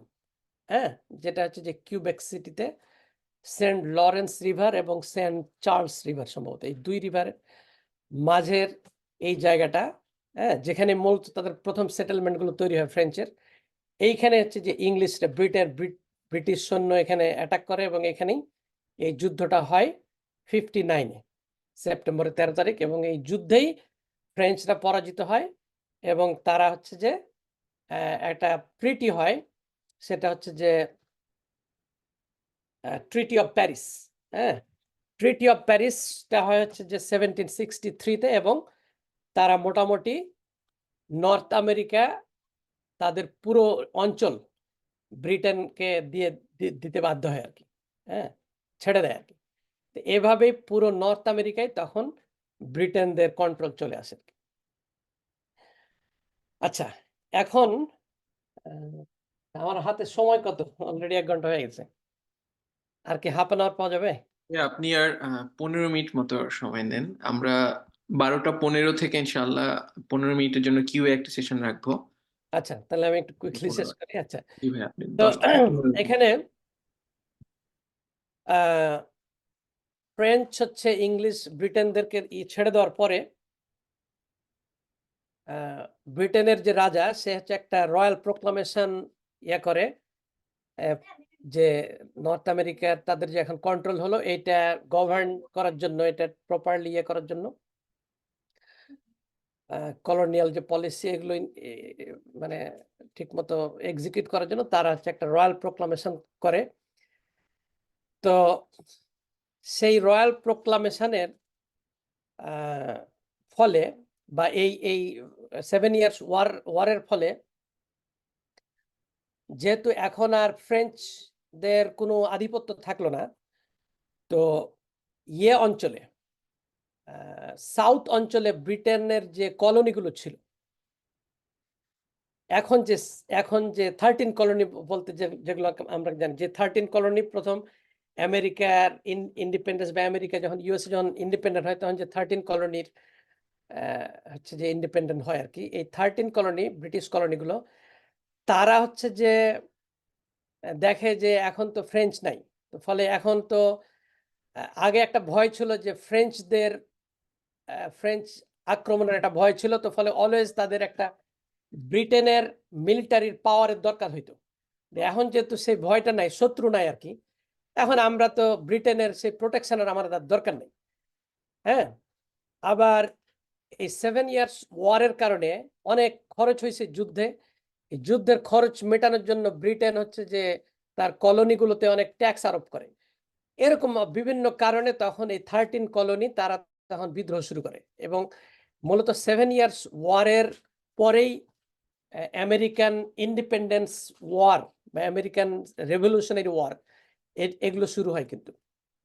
এবং 1763 পরে তখন তারা বিভিন্ন ধরনের ইয়ে শুরু করে, এটা মানে অসন্তোষ আর কি, ট্যাক্স বাড়াইছে, হয়েছে ইত্যাদি, অসন্তোষ দমানোর জন্য তখন ব্রিটেন বিভিন্ন ধরনের ফোর্স নিয়োগ করে।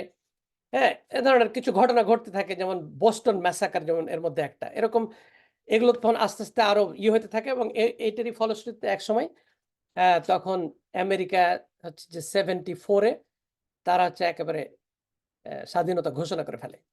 স্বাধীনতা ঘোষণার পরে তখন রীতিমতো একটা যুদ্ধ শুরু হয়, যেটা 83 পর্যন্ত চলে। 83-তে গিয়ে আমেরিকান রেভলিউশনারি ওয়ার শেষ হয়। এনিওয়ে, এখানে যেটা আমি এটার উদ্দেশ্য হচ্ছে যে আমেরিকা এবং কানাডার পলিটিক্সের মানে ধরনটা বা তাদের রিলেশনের যে ধরনটা, এটার মানে ইটা লুকায় আছে এইখানে যে বর্তমানে যে কানাডিয়ান যে ব্রিটেনের যে কলোনিগুলো কানাডিয়ান অঞ্চলে নর্থে ছিল, তারা হচ্ছে অলওয়েজ ব্রিটেনের পক্ষে, তারা কিং এর পক্ষে। আর আমেরিকান যে 13 কলোনি তারা তো বিদ্রোহী। হ্যাঁ, তো এই জিনিসটা হচ্ছে যে তাদের মধ্যে অলওয়েজ একটা মানে এটা হচ্ছে যে রাজার পক্ষ আর হচ্ছে রাজার বিরোধী। হ্যাঁ, এরকম একটা রিলেশন অলওয়েজ ছিল আর কি, দা কুমড়া সম্পর্কের মতো। তো তো এই কানাডা এবং আমেরিকার হিস্টোরিক্যাল রিলেশনশিপের ক্ষেত্রে যেসব ফ্যাক্টর আছে তার মধ্যে তো আমি বললাম 7 ইয়ার্স ওয়ার। হ্যাঁ, এরপরে কিউবেক অ্যাক্ট নামে একটা অ্যাক্ট হয়েছিল, আমরা পরে যেটাই করবো, যেখানে ব্রিটেন সরকার ফ্রেঞ্চদের কিছু সুবিধা দিয়েছিল, যেমন ফ্রেঞ্চ সিভিল ল, তারপর ফ্রেঞ্চরা হচ্ছে রোমান ক্যাথলিক, তারা তাদের ধর্ম স্বাধীনভাবে পালন করতে পারবে, এগুলো করছিল আর কি, যেটা আমেরিকান প্রোটেস্ট্যান্ট যারা তারা এটা পছন্দ করেনি। হ্যাঁ, এইসব এগুলো ফ্যাক্টর ছিল আর কি আমেরিকান রিভলিউশনারি ওয়ারে এবং বর্তমান কানাডার সাথে তাদের যে রিলেশন।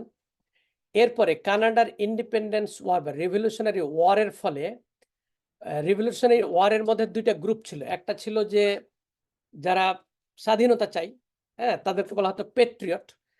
আর যারা হচ্ছে যে চায় না, স্বাধীনতা চায় না, যারা হচ্ছে যে কিং এর অধীনে ব্রিটেনের অধীনে থাকতে চায়, যারা হচ্ছে ক্রাউন বা কিং এর লয়াল ছিল, তাদেরকে বলতো লয়ালিস্ট বা টোরি। তো লয়ালিস্ট এবং পেট্রিয়ট এই দুইটা গ্রুপ ছিল আমেরিকান রেভলিউশনারি ওয়ার যখন শেষ হয়ে গেল, তখন লয়ালিস্ট যারা তারা কোথায় মুভ করবে, তারা তো আর ওখানে থাকতে পারবে না, তারা তখন মুভ করে চলে আসলো এখনকার যে কানাডা, যেটা ব্রিটেনের পক্ষের শক্তি, এই অঞ্চলে চলে আসলো। এবং লয়ালিস্টরা এই অঞ্চলে একটা বড় সংখ্যক, অলমোস্ট মানে 40,000 বা 30,000-এর উপরে লয়ালিস্ট এই অঞ্চলে আসার পরে এই অঞ্চলের পুরো সোসাইটিতে একটা বড় ধরনের চেঞ্জ হয়েছে, কারণ এখানে মোটামুটি ফ্রেঞ্চদের একটা আধিপত্য ছিল। হ্যাঁ, কিউবেককে কেন্দ্র করে ফ্রেঞ্চরাই সংখ্যায় বেশি ছিল আসলে। লয়ালিস্টরা হচ্ছে মেইনলি ব্রিটিশ, ইংলিশ এবং প্রোটেস্ট্যান্ট।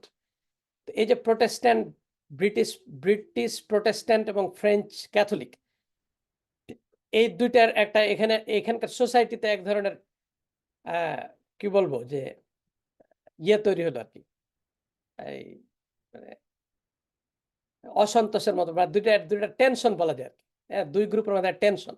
এই টেনশনের কারণে কানাডিয়ান পলিটিক্সে অনেক ধরনের চেঞ্জ হয়েছে। এরপরে আমেরিকা অলওয়েজ, যেহেতু তাদের ব্রিটেনের সাথে তাদের একটা দ্বন্দ্ব, ব্রিটেনের থেকে তারা স্বাধীন হয়েছে, তারা অলওয়েজ হচ্ছে যে ব্রিটেনের অধীনে থাকা বর্তমান কানাডিয়ান রিজিয়ন, হ্যাঁ, বা ব্রিটেনের পক্ষের শক্তি কানাডিয়ান যে কলোনিগুলো, এগুলোকে তারা অ্যানেক্সেশন বা এক্সপেন্ড করে এগুলোকে দখল করে নেওয়ার একটা প্রচেষ্টা অলওয়েজ ছিল।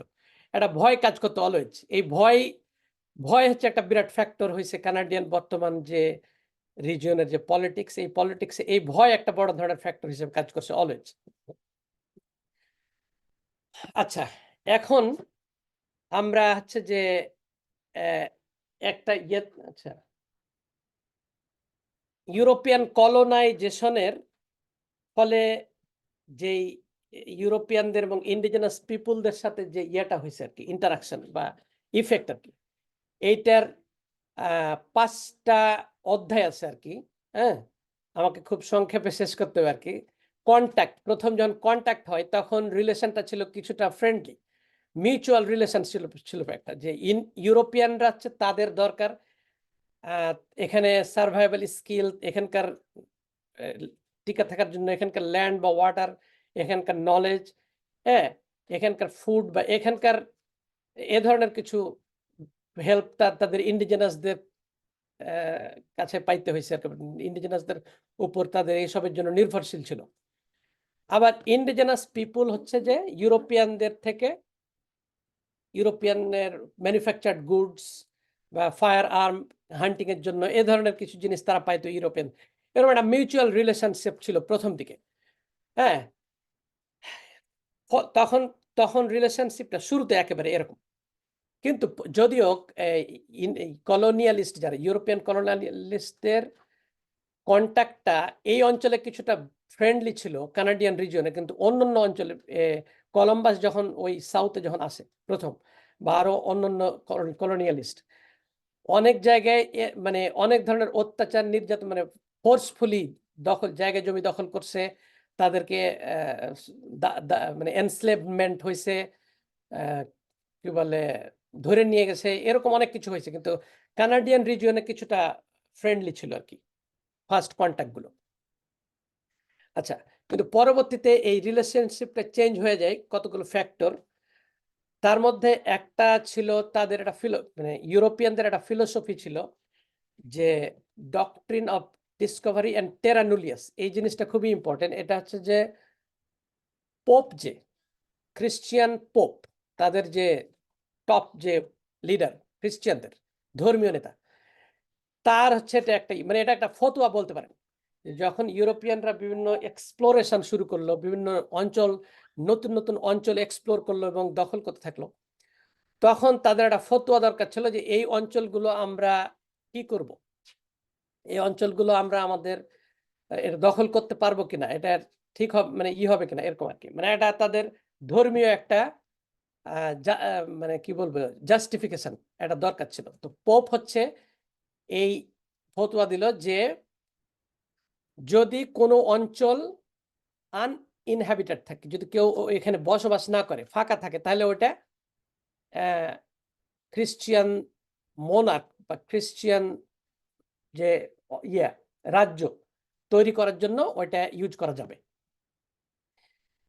এরপরে এই টেরা নুলিয়াসকে আর একটু এক্সটেন্ড করা হলো যে যদি কোনো অঞ্চল আনসিভিলাইজড পিপুল হচ্ছে ওখানে বসবাস করে, বা ওই কোনো ল্যান্ড যদি আনসিভিলাইজড ওয়েতে ইউজ করা হয়, তাহলেও সেটা ইউরোপিয়ানরা ওটা নিতে পারবে, ওটা নেওয়াটা জাস্টিফাইড, নিতে পারবে তারা।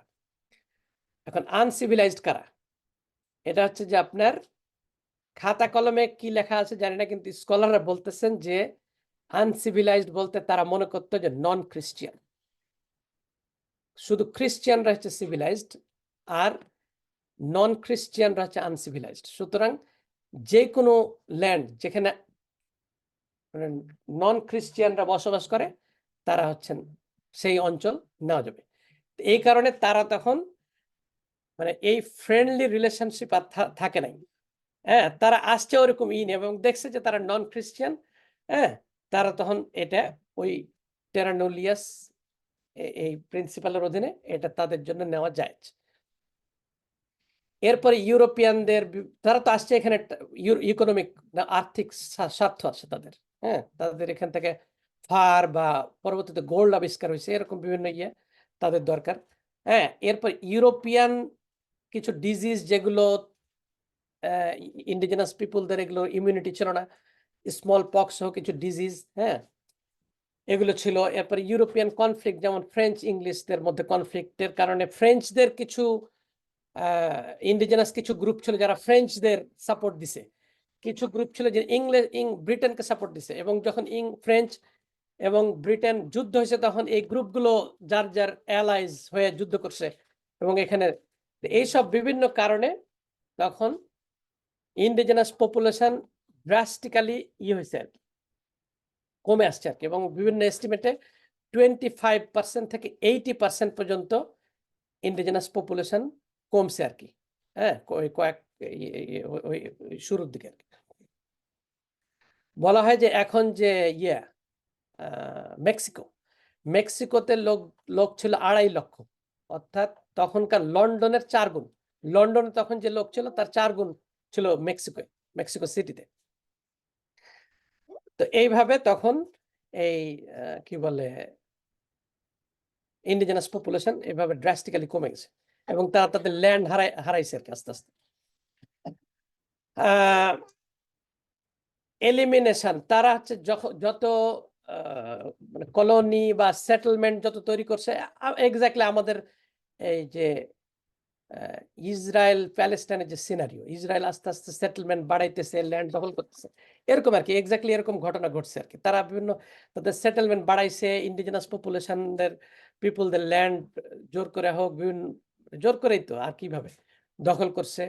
আর ইন্ডিজিনাস পিপুলদের হচ্ছে যে তাদের যে ল্যান্ড টাইটেল বা জমিতে দলিলের মাধ্যমে এই জমিতে উমুকের নামে জমি, এগুলো তো ছিল না তাদের। হ্যাঁ, এগুলো ইউরোপিয়ানদের এগুলো ছিল।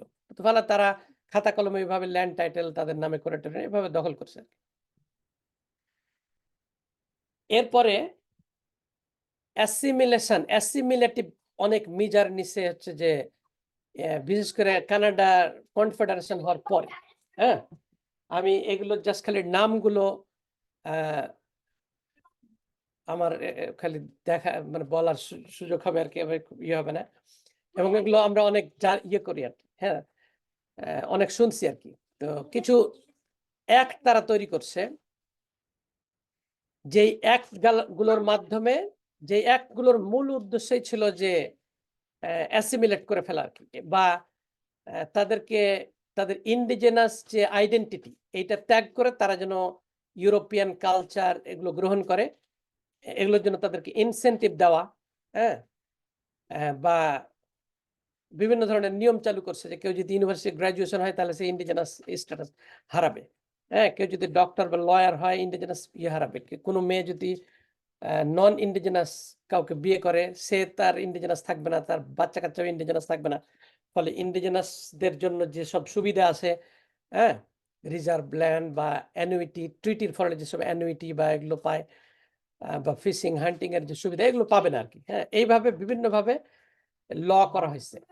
সবচেয়ে বড় অ্যাসিমিলেটিভ ছিল ইন্ডিয়ান অ্যাক্টের মাধ্যমে অনেক ধরনের কি বলে অ্যাসিমিলেটিভ করা হয়েছে আর কি, আইন করা হয়েছে।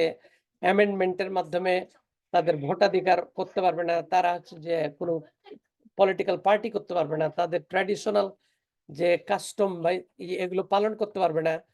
হ্যাঁ, এ ধরনের অনেক ধরনের হয়েছে আর কি। কিন্তু আমরা সবচেয়ে বেশি যে সেটা ছিল ইন্ডিয়ান রেসিডেন্সিয়াল স্কুল। যখন বড়দেরকে তারা করতে পারে নাই, তখন তাদের মাথায় বুদ্ধি ঢুকছে যে তারা হচ্ছে যে ইন্ডিয়ান বা মানে ইন্ডিজেনাসদের যে শিশুরা তাদেরকে ছোট অবস্থাতেই তাদেরকে ইউরোপিয়ান হিসেবে গড়ে তুলতে হবে, ফলে তারা বড় হয়ে আর ইন্ডিয়ান থাকবে না, ইন্ডিজেনাস থাকবে না।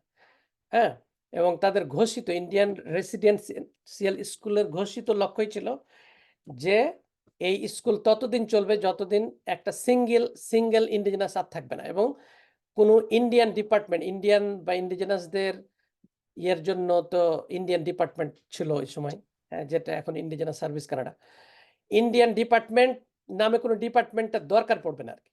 হ্যাঁ, এরকম তো এই ধরনের অ্যাসিমিলেটিভ বিভিন্ন মেজার্স নেওয়া হয়েছে। এটা হচ্ছে যে একজন কেন্ট মঙ্কম্যান ইন্ডিজেনাস একজন আর্টিস্ট, তার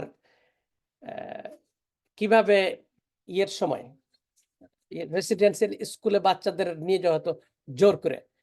এরপরে রেসিডেন্সিয়াল স্কুল সিস্টেম যখন খুব বেশি বিতর্ক হয়ে উঠলো, তখন 1960-র দিকে 60s স্কুপ বলে এটাকে, এখানেও এরকম বাচ্চাদের নিয়ে যাওয়া হতো এবং বিভিন্ন ফস্টার ফ্যামিলিতে দেওয়া হতো, হোয়াইট ইউরোপিয়ান ফ্যামিলিতে দেওয়া হতো। ওই ফ্যামিলিতে তারা ইউরোপিয়ান হিসেবে বড় হতো আর কি, ইউরোপিয়ান কালচার শিখতো।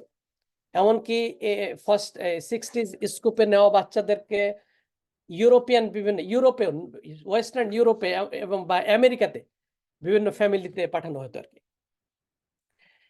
এরপরে মেটিসদের উপরে অনেক ধরনের অ্যাসিমিলেটিভ মেজার হয়েছে। মেটিসরা হচ্ছে যে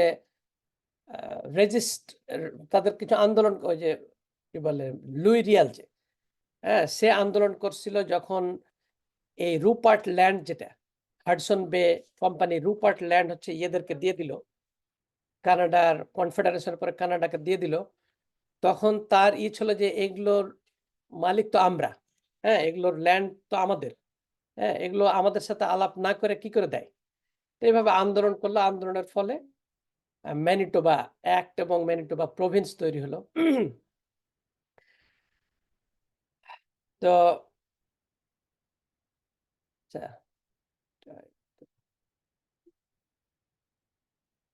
এবং ওই অ্যাক্টের অধীনে, যদিও অ্যাক্টে তাদের নেগোসিয়েটর যেসব নেগোসিয়েট করছিল, এগুলোর অনেক কিছুই কিন্তু পরবর্তীতে চেঞ্জ করা হয়েছিল, এটা তাদের অভিযোগ। এবং ওই অ্যাক্টের অধীনে তাদেরকে কিছু ল্যান্ড দেওয়ার কথা ছিল, হ্যাঁ, এই ল্যান্ড কিন্তু তাদের কখনোই দেয় নাই। এইসব অসন্তোষ থেকে লুই রিয়াল আবার 1885 আবার আন্দোলন করে এবং সেই আন্দোলন খুব ব্রুটালি দমানো হয় এবং লুই রিয়ালকে ফাঁসি দেওয়া হয়। তো এভাবে মেটিসদের উপরে কি বলে অত্যাচার বা নির্যাতন এগুলো হয়েছে আর কি। এবং একটা সময় তাদের আসলে কোনো ল্যান্ডই ছিল না, তারা হচ্ছে যে গভর্নমেন্ট যে রোড বা রেলওয়ের জন্য যেসব জমি আলাদা করে রাখছিল, এগুলোতে তারা বসবাস করত, এবং এগুলোতে বসবাসের ফলে যেহেতু ওইগুলো তাদের নিজস্ব জমি না, ফলে তাদের কনস্ট্যান্টলি তারাকে মুভ করতে হইতো, হ্যাঁ, এক জায়গা থেকে আরেক জায়গায় মুভ করতে থাকতে হতো, এবং তাদের বাচ্চারা পাবলিক স্কুলে যাইতে পারতো না। এরকম আর কি। তাদেরকে গভর্নমেন্ট হচ্ছে কিছু সার্টিফিকেট দিছিল, যে এই সার্টিফিকেট গুলো তোমরা যদি কোনো ল্যান্ড অফিসে দেখাও তাহলে তোমরা 160 একর জমি পাবা, অথবা তুমি যদি মনে করো জমি নিব না, আমি $160, তাহলে $160 নিতে পারো, মানি বা ল্যান্ড। কিন্তু এই স্ক্রিপ্ট বা সার্টিফিকেট গুলো বিভিন্ন দালাল চক্র তৈরি হয়েছে। দালাল চক্র হচ্ছে তারা এগুলো অনেক সময় জোর করে বা অনেক সময় বিভিন্ন কায়দা কানুন করে তারা এগুলো দখল করছে। ফলে অল্প কিছু মেটিস হচ্ছে এই ল্যান্ড গুলো পাইছে, বেশিরভাগই হচ্ছে যে তারা মানিও পায় না, ল্যান্ডও পায় না। হ্যাঁ, এইভাবে আর কি তারা তাদেরকে বঞ্চিত করা হয়েছে আর কি।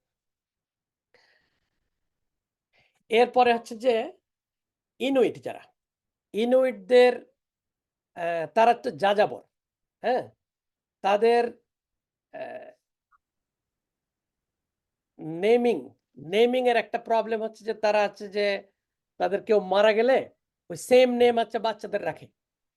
আবার তাদের কোনো ফ্যামিলি লাস্ট নেম, যেটা হাজবেন্ডের নেম ওয়াইফরা নেয়, ওরকম ছিল না, যেটা ইউরোপিয়ানদের যে সিস্টেম। এরপর তো তার নেমিং এর সিস্টেমে ছেলে বা মেয়ে বোঝা যেত না যে কোনটা ছেলেদের নাম কোনটা মেয়েদের নাম। এইসব ইউরোপিয়ানদের জন্য প্রবলেমেটিক ছিল। তখন তারা করলো কি, ইউরোপিয়ানরা তাদেরকে আইডেন্টিফাই করার জন্য একটা নাম্বার দিল আর কি, হ্যাঁ, এস্কিমো নাম্বার, এটা তাদের গলায় ঝুলায় রাখতো। এরপরে পরবর্তীতে খ্রিস্টান মিশনারিরা হচ্ছে তাদেরকে বললো যে তুমি মানে ইউরোপিয়ান নাম, একেবারে ইউরোপিয়ানদের মতো ইউরোপিয়ান নাম নেওয়ার জন্য তাদেরকে কি করলো, মানে অনেকটা জোর করলো আর কি, যে ওই নাম ইউজ না করলে তারা তাদের সাথে ইয়ে করে না, হ্যাঁ, কোনো ধরনের মানে কনভারসেশন হয় না আর কি, এ ধরনের। এরপরে তারা যাযাবর, তাদেরকে সরকার চাইছে যে পার্মানেন্ট একটা জায়গায় তারা থাকুক, পার্মানেন্ট জায়গায় থাকলে সরকার তাদেরকে কন্ট্রোল করতে সুবিধা হয়। তো এই জন্য তাদেরকে যারা তারা তারা যাতে পার্মানেন্ট জায়গায় থাকে, এই জন্য তাদের মূল ট্রান্সপোর্টেশন ছিল ডগ, এক ধরনের ব্রিড আছে ডগ ব্রিড, যেগুলো ট্রান্সপোর্টেশনের জন্য তারা ইউজ করে। এই ব্রিড গুলোকে আরসিএমপি দিয়ে একটা সময় মেরে ফেলা দেওয়া হয়েছিল, হ্যাঁ। আরসিএমপি বলছে যে এগুলো অসুখ হয়েছে, বিভিন্ন অসুখ ছড়াইতেছে ডগগুলো, কিন্তু তাদের কথা হচ্ছে না, এটা তাদেরকে ইচ্ছে করেই ডগগুলো মেরে ফেলা হয়েছে, যাতে তারা সেট পার্মানেন্ট লাইফ, সরকার কিছু সেটেলমেন্ট বা কিছু ইয়ে করছিল তাদের জন্য, এগুলোতে তারা যেন থাকতে বাধ্য হয়, তারা যেন যাযাবর ইয়ে ত্যাগ করে। এরকম কিছু ইয়ে তাদের বিরুদ্ধেও করা হয়েছে। আসসালামু আলাইকুম ভাইয়া, সরি টু ইন্টারাপ্ট ভাইয়া। ভাইয়া আমাদের প্রায় 20 বেজে গেছে ভাইয়া। তা আপনি আর কতক্ষণ লাগতে পারে ভাই, তাহলে আমরা একটা অ্যাপ্রক্সিমেশন আইডিয়া করতে পারবো। আচ্ছা, আমার আরেকটা পার্ট বাকি থাকবে, এখন আমি জানি না যে এইটা কিভাবে ইয়ে করব। আমি আর 5-7 মিনিটে চেষ্টা করি শেষ করে ফেলতে একবারে। ঠিক আছে ভাই, আপনি তাহলে 5 মিনিটস মতো ভাইয়া এর মধ্যে কনক্লুড করে ফেলেন, তাহলে আমরা কিউএ সেকশনটাতে যেতে পারবো ভাই, তাহলে ইনশাআল্লাহ। ওকে, জাযাকাল্লাহ। আচ্ছা, ইনুইটদের হচ্ছে যে আরেকটা ইয়ে করা হয়েছিল যে তারা হচ্ছে যে কিউবেক, নর্দার্ন কিউবেকে যে ইনুইটরা থাকতো, তাদেরকে খুবই আরো অনেক পোলার রিজিয়ন, যেখানে কোনো মানুষ বসবাসের মতো যোগ্য কোনো এনভায়রনমেন্ট ছিল না, এইখানে কিছু ইনুইট ফ্যামিলিকে মুভ করানো হয়েছিল। তাদেরকে বলা হয়েছে যে খুব ভালো ওখানে হান্টিং ফ্যাসিলিটিস আছে, তোমাদের ট্র্যাডিশনাল লাইফের সুবিধা আছে ভালো, কিন্তু আসলে ওইখানে কানাডিয়ান গভর্নমেন্টের হিউম্যান এক্সিস্টেন্স থাকার দরকার ছিল, কারণ পোলার রিজিয়ন ক্লেম করার জন্য বিভিন্ন রাশিয়া বা বিভিন্ন কোল্ড ওয়ারের সময় বিভিন্ন দেশ হচ্ছে ওটা কে ক্লেম করবে, এটা ইন্টারন্যাশনাল ল ছিল যে ওইখানে যাদের লোকজন বসবাস করবে তারা ওটা ক্লেম করতে পারবে। তো এই পলিটিক্স থেকে তাদেরকে নিয়ে যাওয়া হয়েছিল, এবং তাদের খুবই মানে কি বলবো মানবেতর জীবনযাপন তাদেরকে করতে হয়েছিল, হ্যাঁ, এই পলিটিক্সের কারণে। কিন্তু তাদেরকে বলা হয়েছে যে তোমরা খুব ভালো থাকবা, কিন্তু তাদেরকে একবারে গিয়ে ফেলে দেওয়া হয়েছে, তাদের কোনো সুবিধা ইয়ে করা হয়নি, হ্যাঁ, এরকম একটা ইউনিটদের ইয়ে করা হয়েছিল। যাই হোক, পরবর্তীতে আমি ট্রিটি গুলো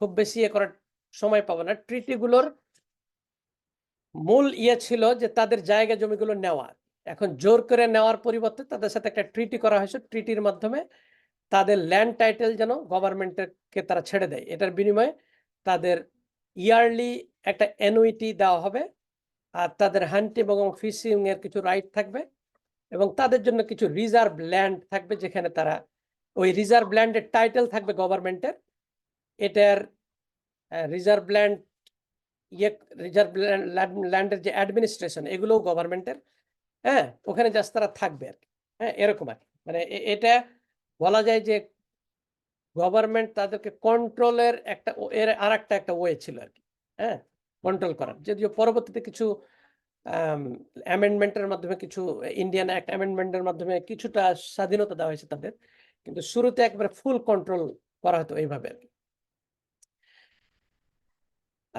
অনেকগুলো মোটামুটি 100-এর মতো এরকম ট্রিটি হয়েছে, মডার্ন ট্রিটি বলা হয়, হিস্টোরিক মডার্ন ট্রিটি মিলে মোটামুটি 100-এর মতো এরকম ট্রিটি আছে, বিভিন্ন গ্রুপের সাথে ট্রিটি করে করে পুরো কানাডায় মোটামুটি ট্রিটির অধীনে আর কি। বিভিন্ন ট্রিটির মাধ্যমে গভর্নমেন্ট এগুলো ল্যান্ড টাইটেল ইন্ডিজিনাস পিপলদের থেকে নিয়ে নিছে। এরপরে রেকনসিলিয়েশনটা হচ্ছে মডার্ন আর কি ফেজ, যেখানে হচ্ছে যে এই যেসব অবিচার করা হয়েছে তাদের উপরে, এইগুলোর একটা প্রতিবিধান করার জন্য তখন গভর্নমেন্ট বিভিন্ন কমিশন করছে, বিভিন্ন এগ্রিমেন্ট আইন এগুলো করে এরপরে বিভিন্ন অ্যাপোলজি করছে যে ইন্ডিয়ান রেসিডেন্সিয়াল স্কুলের মাধ্যমে যেসব হয়েছে, ইনুইটদের উপরে যেসব করা হয়েছে, এরকম বিভিন্ন, তারপর চার্চ হচ্ছে যে অ্যাপোলজি করছে, মানে যারা যেই ফর্মে যেভাবে তাদের উপর বিভিন্ন অত্যাচারের সাথে যুক্ত ছিল একবারে গভর্নমেন্ট থেকে নিয়ে বিভিন্ন গোষ্ঠী তারা হচ্ছে যে এরকম অ্যাপোলজি করছে। তো এটা হচ্ছে কারেন্ট ফেজ চলতেছে, যেগুলো আমরা এখন দেখতেছি। হ্যাঁ, indigenous national day, truth and reconciliation day আছে সেপ্টেম্বরের 30।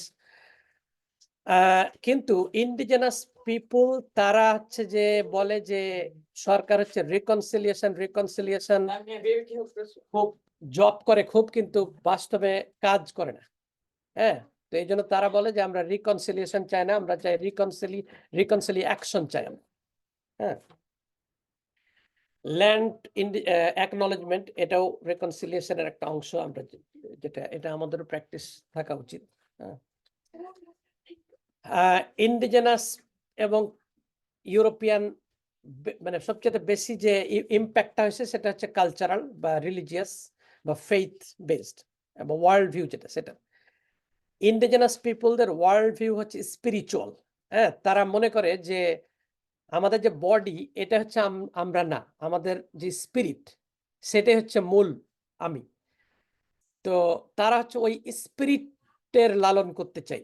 হ্যাঁ, এবং তাদের সিম্বলিক্যালি তারা হচ্ছে ফায়ারকে হচ্ছে মনে করে যে স্পিরিটের সিম্বল, এই জন্য তাদের রিচুয়াল গুলো ফায়ার কেন্দ্রিক, আগুন কেন্দ্রিক। আগুন নিয়ে তাদের অনেক রিচুয়াল আছে। এটার মূল হচ্ছে তারা স্পিরিট যে এবং তারা হচ্ছে মডার্ন। আমি একজন ইন্ডিজিনাস সেশনে শুনতেছিলাম, সে বলতেছে যে কোয়ান্টাম ম্যাথ থিওরিতে একটা পার্টিকেলের 99% হচ্ছে যে ব্ল্যাঙ্ক। হ্যাঁ, যেটা মানে স্পিরিটকে হচ্ছে যে রিপ্রেজেন্ট করে, এবং 1% হচ্ছে ম্যাটার, যেটা হচ্ছে আমাদের ফিজিক্যাল বডিকে রিপ্রেজেন্ট করে। তো ইউরোপিয়ানরা হচ্ছে ওই 1% নিয়ে ব্যস্ত। ওই 1%-এর স্যাটিসফ্যাকশনের জন্য তাদের যত নিয়ম কানুন, তারা পুরো 99% বা স্পিরিটকে হচ্ছে তারা স্পিরিট নিয়ে তাদের কোনো নাই, ওটাকে তারা অ্যাভয়েড করে। বা কারণ তাদের সায়েন্টিফিক মেথোডোলজিতে স্পিরিট প্রুফ করার কোনো ওয়ে নাই। হ্যাঁ, তাদের মেথোডোলজিতে শুধু ম্যাটার যে 1% এটুকুই শুধু তারা দেখতে পায়, বাকি 99% দেখতে পায় না। এই জন্য তারা ওই 1% নিয়ে অবসেসড, 99% কে কেয়ার করে না। তো এটা হচ্ছে তাদের ইন্ডিজিনাস এবং ইউরোপিয়ানদের ওয়ার্ল্ড ভিউ এর মধ্যে যে পার্থক্য। তো এইখানেই খুব বেশি বড় ধরনের ইম্প্যাক্টটা হয়েছে। হ্যাঁ, ইউরোপিয়ান সিভিলাইজ মানে কলোনিয়াল এই পলিসির কারণে, কলোনিয়ালিজমের কারণে। আচ্ছা, এটা একটা কোয়েশ্চেন, স্কলাররা বলেন যে কলোনিয়ালিজম এখনো আছে কিনা। হ্যাঁ, এবং এটার অনেক তারা বলেন, এটা আপনারা একটু রিসার্চ করে দেখবেন, এখনো কলোনিয়ালিজম অ্যাক্টিভ, অনগোয়িং। হ্যাঁ, যার অনেক ধরনের প্রুফ আছে আর কি। আচ্ছা, আমি মনে হয় এখানে শেষ করি পার্ট 3, যেটা এটা এখনকার কানাডিয়ান গভর্নমেন্ট কিভাবে চলে, হ্যাঁ, সিস্টেমটা কিরকম ভাবে চলে, এবং এই সিস্টেমের সাথে আমেরিকান সিস্টেম কিভাবে ডিফার করে, এই পার্টটা এরকম ছিল আর কি। তো এটা মনে হয় না এখন শেষ করতে পারবো। যদি আমি জানি না এরপরে মুসলিম হিস্ট্রির একটা পার্ট আছে সম্ভবত ওয়াহিদ ভাইয়ের, ওইখানে যদি একটু টাইম আমাকে দেওয়া হয় হয়তো তখন আমি এই পার্টটা শেষ করতে পারবো। কারণ এই কানাডাকে জানার অংশ এই দুইটা লেকচার হচ্ছে এই কেন্দ্রিক আর কি, কানাডা কেন্দ্রিক, কানাডার হিস্ট্রি এবং মুসলিম হিস্ট্রি ইন কানাডা। আচ্ছা ভাই, আমি তাহলে এডুকেশন টিমকে ভাই আপনার এইটা রিকোয়েস্টটা পৌঁছে দেবো হ্যাঁ, ইনশাআল্লাহ। এটা খুব তাহলে বেশি সময় লাগবে না, যদি আমাকে ওই দিন একটু টাইম দেওয়া হয় তাহলে আমি হয়তো এটা শেষ করতে পারবো ইনশাল্লাহ। তাহলে আজকে আমরা এখানে শেষ করি। হ্যাঁ, এবং সালাউদ্দিন ভাইয়া তো আছেন, তাহলে উনিও নোটটা রাখলো। আমরা তাহলে আজকে এখানে শেষ করে আমরা কিউএ সেশনটা একটু শুরু করি ভাইয়া, এটা জি ভালো হবে। জি, জাযাকাল্লাহ খায়ের। আসসালামু আলাইকুম ওয়া রাহমাতুল্লাহ। অসংখ্য ধন্যবাদ বাবু ভাইকে, যেটা হচ্ছে অসাধারণ আলোচনার জন্য। উনি আসলে অনেক ইনসাইটফুল আলোচনা করছেন, এবং আমি মনে করি যে আমাদের অডিয়েন্সরা এখান থেকে একটি ইনসাইট পাইছেন, যেটা আমাদের পার্সপেক্টিভ ডেভেলপমেন্টে এবং দাওয়ার ক্ষেত্রে অনেক হেল্পফুল হবে। তো এই পর্যায়ে আমরা হচ্ছে কিউএ সেশনে যাব। তো আমি চ্যাটে গিয়ে রাখছিলাম যে আমি রিকোয়েস্ট করতেছি যে সবাই একটু অংশগ্রহণ করবেন, কারণ ভাইয়া অনেক হার্ড ওয়ার্ক করে অনেক ইনফরমেশন নিয়ে আসছেন। তো ভাইয়ার হার্ড ওয়ার্ককে অ্যাপ্রিসিয়েট করার জন্য হলেও আমরা করতে পারি। আমরা হচ্ছে 1 বাই 1, আপনাদের যদি কারো প্রশ্ন থাকে আপনারা আনমিউট করে প্রশ্নটা করতে পারেন।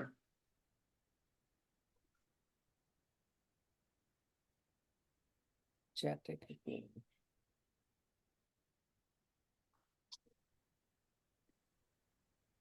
আসসালামু আলাইকুম। বলেন। আমার নাম মাসুদ বিল্লাহ। একটা কোশ্চেন করতে পারি? জি ভাই। জি ভাইয়া। জি। আহ, আপনি যে ওই যে না, চমৎকার আলোচনা, অনেক ইনফরমেটিভ। জাযাকাল্লাহ। কোশ্চেনটা কুইক আর কি, যে আপনি যে স্টাডি করেছেন এর মধ্যে ইন্ডিজিনাস পিপলদের ওদের যে বিলিফ সিস্টেম ক্রিয়েশন ইত্যাদি আছে, মানে ইসলামের ব্যাপারে ওদের পারসেপশনটা কি, বা যে মানে মুসলমান ইন্ডিজিনাস কারোর সাথে আপনার কখনো আহ, দেখা হয়েছে কিনা, অথবা আপনার কোনো ইনফরমেশন আছে কিনা যে মানে ইসলামে কনভার্ট হয়েছে, এটা আর কি। না, এরকম কারোর সাথে আমার কোনো ইয়ে নাই। কিন্তু আমি নিজেও একটু লিঙ্ক খোঁজার চেষ্টা করতাম, যে বা এখনো করতেছি, যে প্রত্যেকটা আল্লাহ তো প্রত্যেক নেশনের কাছে নবী পাঠাইছে। এখন তার মানে প্রত্যেক নেশনের ভিতরেই তাদের যে মধ্যে যে শিক্ষাটা চালু আছে, এটা সামহাও কোনো না কোনো নবীর শিক্ষা, হয়তো এটা হচ্ছে যে বিকৃত হয়ে গেছে, একটা বিকৃত রূপ, কিন্তু কোন একজন প্রফেটের টিচিং থেকে এগুলো আসছে, এরকম আমার ধারণা। তো তারা কোন প্রফেট পাইছে আর কি, এরকম আমার একটা ইয়ে আর কি। এখন আমি এটা চিন্তা করি বা খুঁজতেছি, কিন্তু হিস্ট্রি পড়ে যেটা মনে হয়েছে যে তারা কমপ্লিটলি ডিটাচড ছিল আর কি। তাদের সাথে কোনো ধরনের, দেখেন তারা এখানে আসছে 10,000 ইয়ার্স এগো বা তারও আগে, যখন আমরা কি বলে নূহ আলাইহিসসালাম কত বছর আগে আমরা জানি না, কিন্তু আমরা জানি ইব্রাহিম আলাইহিসসালাম হচ্ছেন মোটামুটি এখন থেকে 6,000 বছর আগে। তো তার মানে 6,000 বছর আগে যখন ইব্রাহিম আলাইহিসসালাম তার প্রফেটিক ক্যারিয়ার, তখন অলরেডি তারা এই অঞ্চল থেকে ডিটাচড। হ্যাঁ, তাদের ব্যাপারে তাদেরকে কেউ জানে না, ওই অঞ্চলে কেউ থাকে এরকম কেউ জানে না। তখনকার ওয়ার্ল্ড বলতে মোটামুটি মেডিটেরিয়ান যে সি, এটা চারদিকের যে অঞ্চল, এইগুলোই তখনকার ওয়ার্ল্ড। নবীরা প্রফেটরা এই এই জায়গাগুলোতেই কাজ করছেন। তো এই জন্য আমি কোনো লিঙ্ক এখন পর্যন্ত পাইতেছি না, একমাত্র নূহ আলাইহিসসালাম ছাড়া।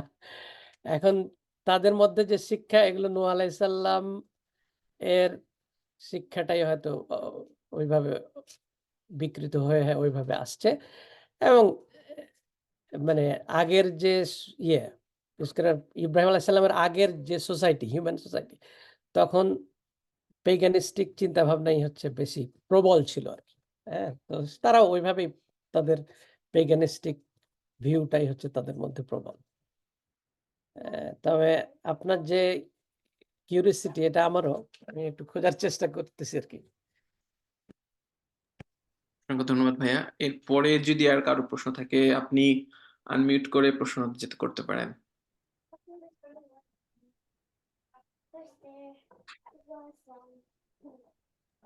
আসসালামু আলাইকুম ভাইয়া, আমার একটা কুইক কোয়েশ্চেন আছে। জি আপা।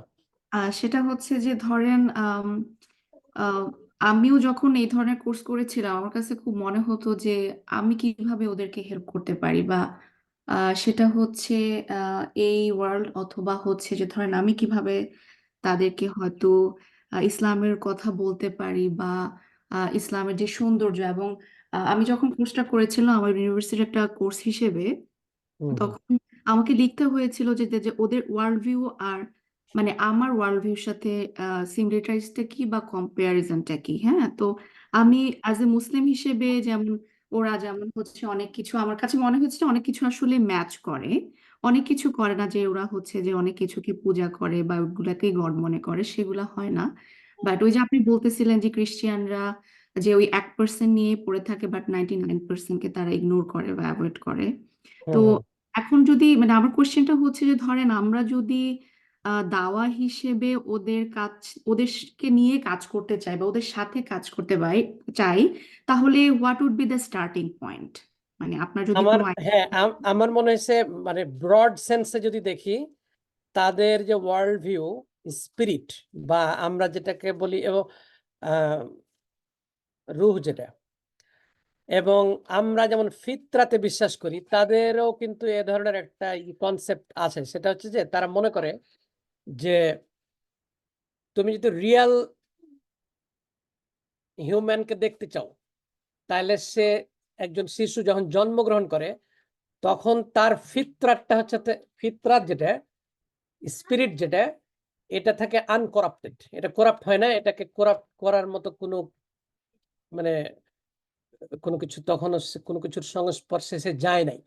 যখন সে বড় হতে থাকে তখন তার আশেপাশে বিভিন্ন ধরনের এক্সপেরিয়েন্সের মধ্যে দিয়ে সে যখন যায়, তখন এই তার রিয়েল স্পিরিটটা করাপ্টেড হতে থাকে। হ্যাঁ, এবং তাদের যত রিচুয়াল এইগুলো ওই যে আনকরাপ্টেড যে ফর্ম, স্পিরিট আর আনকরাপ্টেড ফর্মকে আবার ফিরিয়ে আনার জন্য তাদের রিচুয়াল গুলো ওই উদ্দেশ্য, তাদের বাইরে যাই করুক, আগুন নিয়ে বা ধোঁয়া নিয়ে ইয়ে করতেছে যাই করুক, কিন্তু তাদের হচ্ছে যে লক্ষ্যটা ওটাই যে আমি আমার স্পিরিটকে আনকরাপ্টেড করতে চাই, ক্লিন করতে চাই। তো এই ফিতরাত বা এই যে স্পিরিচুয়ালিটি, দেহই সব না। হ্যাঁ, আমার যে ফিজিক্যাল বডি এটা কিছুই না, আমার আসল হচ্ছে আমার রুটা। এই কনসেপ্টটা যেটা তাদের সাথে আমাদের ম্যাচ করে, আপনি যেটা বললেন, এইটা নিয়ে তাদেরকে শুরু করা, তাদের সাথে কনভারসেশন। কিন্তু মূল যে সেটা হচ্ছে আমাদের তাওহীদ।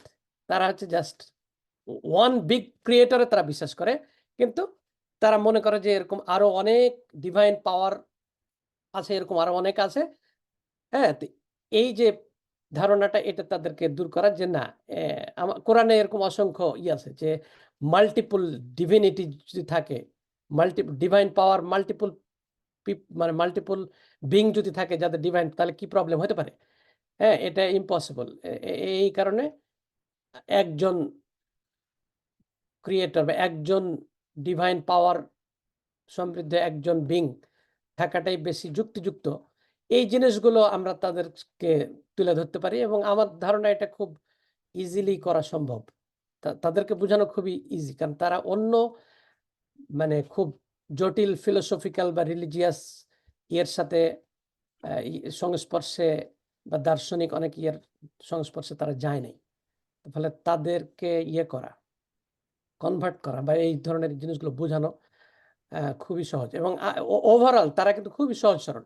আমি যে কয়েকজনের সাথে মিট করার সুযোগ হয়েছে, তারা খুবই ইজি গোয়িং এবং খুবই সহজ সরল। অসংখ্য ধন্যবাদ বাবু। বাবু, আমার এখানে একটা অনেক ভাই, রিলেটেড কোশ্চেন ছিল। আসসালামু আলাইকুম। ও, হ্যাঁ ভাই, ওকে, আসাদ ভাই আপনি কন্টিনিউ করেন, আমি পরে করছি। আচ্ছা, আমি এই রিলেটেড কোশ্চেন ছিল যেহেতু আমি এটা করে ফেলি। ভাইয়া, আমার যেটা হচ্ছে যে কোশ্চেনটা এরকম ছিল যে মানে আমি ওয়েস্টার্ন কানাডাতে কিছুদিন ছিলাম, আপনি তো জানেন। তো ওইখানে আমি গিয়ে যেটা দেখছি যেটা হচ্ছে যে ওরা খুবই মেজারেবল লাইফ লিড করে এবং একটা সিস্টেমেটিক অপারেশন অথবা জুলুমের শিকার তারা। এবং আপনি দাওয়া অর্গানাইজেশনে প্রায় 15 বছর কাজ করতেছেন। তো এমসিসির পক্ষ থেকে তাদেরকে স্পেসিফিকলি টার্গেট করে কাজ করা হয়েছে কিনা এই বিষয়ে ভাই আপনি কিছু জানেন কিনা, যে আমরা কখনো তাদেরকে টার্গেট করে কাজ করছি বা এরকম কোন স্ট্র্যাটেজি আছে কিনা ভাই সামনে? আমার এরকম কিছু জানা নাই। ইন্ডিভিজুয়ালি কেউ করতে পারেন, কিন্তু এমসিসি ওই ধরনের কোনো পলিসি, টার্গেট, কর্মসূচি নিছে এরকম আমার জানা নাই। এই জন্যই আমরা হচ্ছে আমাদের এই কোর্সগুলো শুরু হচ্ছে যে আমরা এটা ইনিশিয়েট করতে চাই আর কি। হ্যাঁ, এমসিসি যাতে এই এই এটা শুরু করেন আর কি। আমি একটা কথা জি ভাই বলবো। জি ভাই বলেন। না, বলতেছি যে আপনার পুরো বক্তব্যটা শেষ হয়নি, তো শেষের কনক্লুশনটা কি বলে বুঝতেও পারলাম না। যে আমি হিস্টোরি শুনলাম সবকিছু ঠিক আছে, যে আমরা ইসলামের দাওয়াটা কিভাবে পৌঁছাবো সেই প্রসেসটা কিন্তু শেষ হলে আমরা জানতে পারবো না। এটা আমার কোশ্চেন। দ্বিতীয় কোশ্চেন হচ্ছে যে আমার একটা অভিজ্ঞতার থেকে বলি। আমি একটা ফ্যাক্টরিতে জব করি, সেখানে আমি একমাত্র মুসলিম। জি আর কেউ হচ্ছে বিভিন্ন ধর্মে আছে। তো প্রথম ওদের সাথে আমার ফ্রেন্ডশিপ করতে অনেক কষ্ট হয়েছে, যাই হোক এখন তাদের সাথে আমার একটা বন্ধুত্ব আছে চাকরি করার কারণে। যেমন ওরা বাঁ হাত দেখায় জি এসব। আমি বললাম যে বাঁ হাত কি জন্য ব্যবহার হয় জানো? তুমি তো নিজেও জানো। বাঁ হাত সবসময় হয় বাথরুম ইউজ করে, এই বাজে কাজগুলোতেই বাঁ হাতটা ইউজ হয়। তোমরা সেই হাতটাই খাও, এই কাজটা কি ভালো হয়? ওরা বুঝে কিন্তু আশ্চর্য হয়েছে যে এটা আসলে তো ঠিক। আমি অজু করি, আমাকে অনেকে কোশ্চেন তুমি এটা কি করো? আমি একটা পর্যায়ে বলছি এটা বুঝি, এটা 5 বার এটা করলে শরীর ক্লিন হয়, সবকিছু পরিষ্কার পরিচ্ছন্ন থাকে। তো গতকাল দেখতেছি যে একজন সেই কাজটা করতেছে। আমি তার কোশ্চেন করলাম, সে কই ভাই আমি তো আমার মতো ওইটা করতেছি, আমাকে বেশ ফ্রেশ লাগে এখন। আচ্ছা, আমি ওই জুমার সময়টা ব্রেক নিয়ে আমি চলে যাই আর কি, নামাজ পড়তে যাই। প্রথম কাউকে বলতাম না, এখন ওরা জানে তুমি কোথায় যাও বলছে। তো ওরা মানে আশ্চর্য হয়ে গেল যে আমি আমার চাকরি বাদ দিয়ে আমার ধর্মটাকে কিভাবে কত ভালোভাবে পালন করি। ভাই ভাই এখানে একজন একজন ভদ্রলোকের নাম হলো ফ্রাইডে। আমি বললাম যে ফ্রাইডে তো আমাদের ইসলাম ধর্মের একটা বড় একটা সেলিব্রেশন, তুমি জানো? নো নো নো, আমি জানি না। সে শুনে আশ্চর্য হয়ে গেছে। আমি তখন থেকে সে ফ্রাইডে তার নাম, এবং ফ্রাইডে যেদিন হয় সেদিন আমাকে খুব ভালোবাসে, যে আমি এই দিনে পালন করি, কি কি করি, ইসলাম সম্পর্কে জানতে চাই, সুন্দর করে জানতে চাই। তো আমাদের এই দাওয়াতের পদ্ধতিগুলো কি, এবং এইগুলো এই যে সহজভাবে কিছু সাবলীল ভাবে ওরা সাধারণ যে কিছু ভুল করে সেই ভুলগুলো ধরিয়ে দিলে ওরা কিন্তু কিছুটা হলো আমার প্রতি সফটনেস বেশ।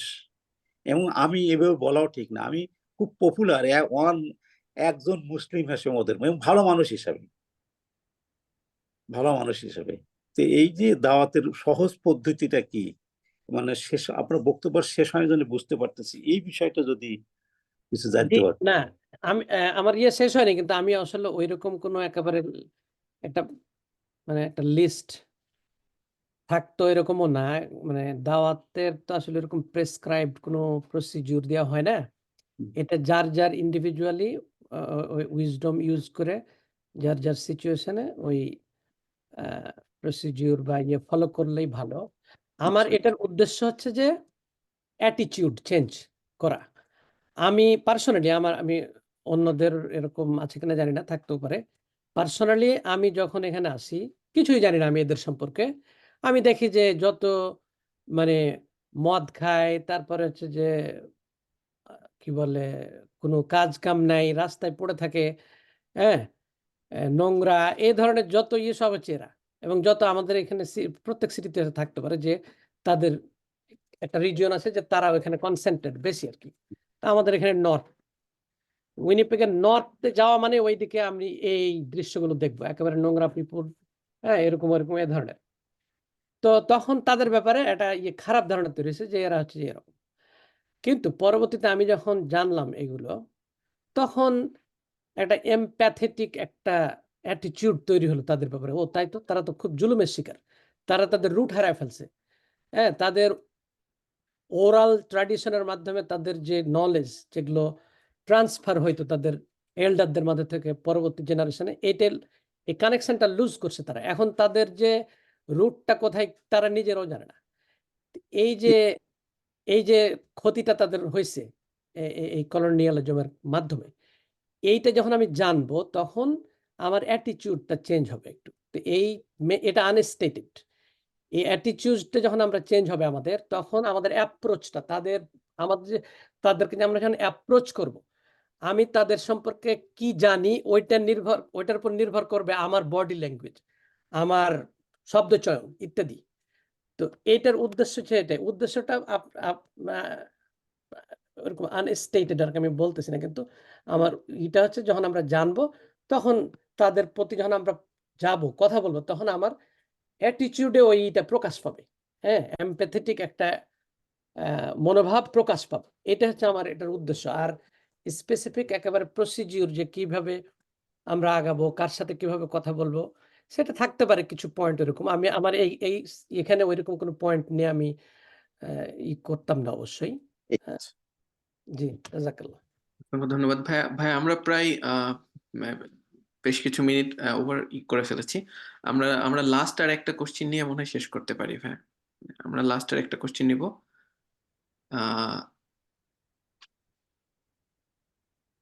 আসসালামু আলাইকুম ভাইয়া, আমার একটা কোয়েশ্চেন ছিল, যদি সময় থাকে আমি করতে পারি আর কি। জি জি ভাই। মিনাজ ভাই, আপনি করতে পারেন। হ্যাঁ, কোয়েশ্চেনটা হচ্ছে ভাইয়া, ওই যে আমার কোয়েশ্চেনটা বেসিক্যালি হচ্ছে কলোনাইজেশন নিয়ে। কলোনাইজেশন আছে কিনা এটা তো আসলে একটা ডিবেটেবল ইস্যু, কিন্তু আপনার ক্লাস করে বা আমি আপনার মেটেরিয়ালস গুলা পড়ে আমার কাছে জাস্ট লিটল বিট আন্ডারস্ট্যান্ডিং, আমি জানি না, হয়তো ভুলও হইতে পারি। আপনার কি মনে হয় না যে কলোনিয়াল ইম্প্যাক্টটাই আসলে মেটিস পিপলদেরকে আরো বেশি এক্সপ্লয়েট করছে? গভর্নমেন্টের ফাংশন গুলো আসলে শুধুমাত্র আইওয়াশ, ওরা মানে ওই রকম যে ইনিশিয়েটিভ নিচ্ছে না যেটা দিয়ে ওদের অবস্থার উন্নয়ন করতে পারে বা ওদেরকে আসলে একটু লাইটে নিয়ে আসতে পারে, এইরকম কি ব্যাপারটা? আম, হ্যাঁ, এটা তো তাদের অভিযোগ। তাদের অভিযোগ যে স্টিল গভর্নমেন্ট উপরে উপরে বলতেছে এই পলিসিগুলোর জন্য উদ্দেশ্য হচ্ছে তাদের কল্যাণ। এটা গভর্নমেন্টের মানে বলতেছে মুখে, কিন্তু ভিতরে ভিতরে স্টিল গভর্নমেন্টের ইটা হচ্ছে অ্যাসিমিলেটিভ। তারা এখনো চায় যে তারা ইন্ডিজিনাস না থেকে ইউরোপিয়ান হয়ে যাক, মেইন স্ট্রিম কানাডিয়ান হয়ে যাক। হ্যাঁ, এরকম। তাহলে গভর্নমেন্টকে অনেক কিছুই করতে হয় না, অনেক সুযোগ সুবিধা তাদের, মানে ডিফারেন্ট যে ট্রিটমেন্ট আছে না, নন ইন্ডিজিনাসদের জন্য এক ধরনের হ্যাঁ, হ্যাঁ, ট্রিটমেন্ট, ইন্ডিজিনাসদের জন্য গভর্নমেন্টের আলাদা ট্রিটমেন্ট আছে। এইটা আর থাকবে না, সবকে একইভাবে তখন গভর্নমেন্টের রুলস রেগুলেশন ল সব একই রকম তখন করতে পারবে আর কি। এটা আগে ছিল, এখন মানে ভিতর ভিতরে তাদের অভিযোগ এটাই, ভিতর ভিতর গভর্নমেন্টের এখনো কলোনিয়াল পলিসিগুলো কলোনিয়াল, মানে বাইরে বলে যে মানে ওন্ড মানে খত নিরাময় করতে চাই, হ্যাঁ, রেকনসিলিয়েশন করতে চাই, এগুলো বাইরের কথা আর কি। ভিতরে ভিতরে স্টিল তাদের এই জন্য তো যে কলোনিয়ালিজম এখনো আছে কিনা এই ক্রস কোশ্চেন তো এখনো আছে, এই জন্যই। আচ্ছা, অসংখ্য ধন্যবাদ বাবু ভাই। আচ্ছা, আপনাদের কি আর কারো প্রশ্ন আছে কিনা? আমার করতে চাইলে ওটা ডিপেন্ড করতেছে যে তাহলে ভাইয়াকে আমরা হয়তো একটু টাইম রিকোয়েস্ট করতে পারি, অথবা মানে ডিপেন্ড করতেছে আপনার কতজন আর প্রশ্ন করতে চান। এরকম কি আর কেউ আছেন যে প্রশ্ন করতে চান? জি, আসসালামু আলাইকুম বারাকাতু। মোহতারাম, আমার একটা প্রশ্ন বা পরামর্শ এরকম হতে পারে। বাবু ভাই, আপনি কি সময় দিতে পারেন ভাই একটু ও হ্যাঁ, তাহলে? জি, আমার সমস্যা নাই। আচ্ছা, ঠিক আছে। আপনাদের যদি কারো এমার্জেন্সি থাকে আপনারা লিভ নিতে পারেন, আর যদি ভলান্টিয়ারি কেউ টাইম করতে পারেন তাহলে আপনারা সেশনটা কন্টিনিউ করতে পারেন। আমরা তাহলে আর একটা বা দুইটা কোশ্চেন নিয়ে শেষ করে দেবো ইনশাআল্লাহ। ঠিক আছে নজরুল ভাই। আসসালামু আলাইকুম বারাকাতু। আমার একটা পরামর্শ হলো, আজকে যে আলোচনা হয়েছে, আমি কিন্তু লেট হয়েছে আমার আসতে, কারণ আমি একটা ইমার্জেন্সি কাজে আটকে গেছিলাম। পরে আমি আবার যখনই আমি ওইটা থেকে রিলিজ নিচ্ছি, আমি সাথে সাথে আবার আমার প্রোগ্রামে অ্যাড হয়েছি। কিন্তু এরপরে আমি যতক্ষণ শুনছি আমার কাছে মনে হচ্ছে মানে মনোমুগ্ধকর আলোচনা, এবং এগুলো আমাদের অত্যন্ত জানা প্রয়োজন। মানে একটা দেশের রিলিজিয়াস এবং রিলিজিয়ন এভরিথিং সংস্কৃতি নিয়ে জানা থাকলে তখন এখানে চলতে ফিরতে এবং এখানে আমাদের নিজেকে ডেভেলপ করতে অনেক সুবিধা হয়। এই জন্য এই আলোচনাটা মানে খুবই প্রাণবন্তকর। কিন্তু এখানে আমার প্রশ্নটা হলো এখানে যে আমরা আমাদের উচিত একজনকে পুরো টাইমটা দেওয়া, যেন উনি কমপ্লিট করতে পারেন, কারণ উনি কিন্তু এখানে পরিশেষে যেই অনেক কিছু গুরুত্বপূর্ণ ইস্যু থাকে, কিছু একদম স্পেশাল টক থাকে, স্পেশাল সেন্টেন্স থাকে, এগুলো কিন্তু আর আমরা শুনতে পারলাম না। এই জন্য আমার অনুরোধ থাকবে আপনাদের কাছে, যাকেই দেন যেন তিনি তার স্পিকটা পুরোটা করতে পারবেন, এবং আমরা যেন পুরোটা নিতে পারি, আমরা এটা যে মূল যে জিনিসটা যেন নিতে পারি, এইটুকু যেন হয়, এটা আমার অনুরোধ। জি ভাই, জাযাকাল্লাহ। আমার আসলে এটা 3টা বা 4টা ক্লাসের মতো করে ম্যাটেরিয়ালটা রেডি করা, তো যেহেতু সময় কমের জন্য আমি অনেক অনেক স্কিপ করে করে যাইতে হয়েছে। তবে যে নোটটা আমি দিছি ওইটা যদি পড়েন কেউ, তাহলে মোটামুটি অনেক আইডিয়া পাবেন ইনশাআল্লাহ। জি, জাযাকাল্লাহ খায়ের। জি, ভবিষ্যতে ইনশাআল্লাহ আমরা চেষ্টা যদি করবো। সুযোগ পাই ভাইয়া, এটা ইনশাআল্লাহ আপনাদের সামনে আবার নিয়ে আসা হবে, ওইখান থেকে আপনি ইনশাআল্লাহ আরো বেশি জানতে পারবেন। ঠিক আছে। আর আল্লাহ কারো জাযাকাল খায়ের। প্রশ্ন আছে? তো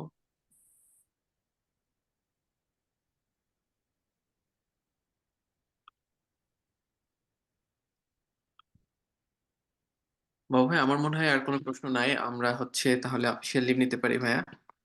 তো জি, অসংখ্য জাযাকাল্লাহ ধন্যবাদ ভাইয়া, খায়ের। আপনি আজকে সময় করে আমাদের সাথে সময় দিয়েছেন, এবং সবাই আমরা আসলে আপনার আলোচনাটা উপভোগ করছি। এবং ইনশাআল্লাহ সামনে আপনি আপনার এই কাজগুলো কন্টিনিউ রাখবেন এবং ইনশাআল্লাহ আমরা আরো বেশি উপকৃত হব। তো অসংখ্য ধন্যবাদ সবাইকে। আজকে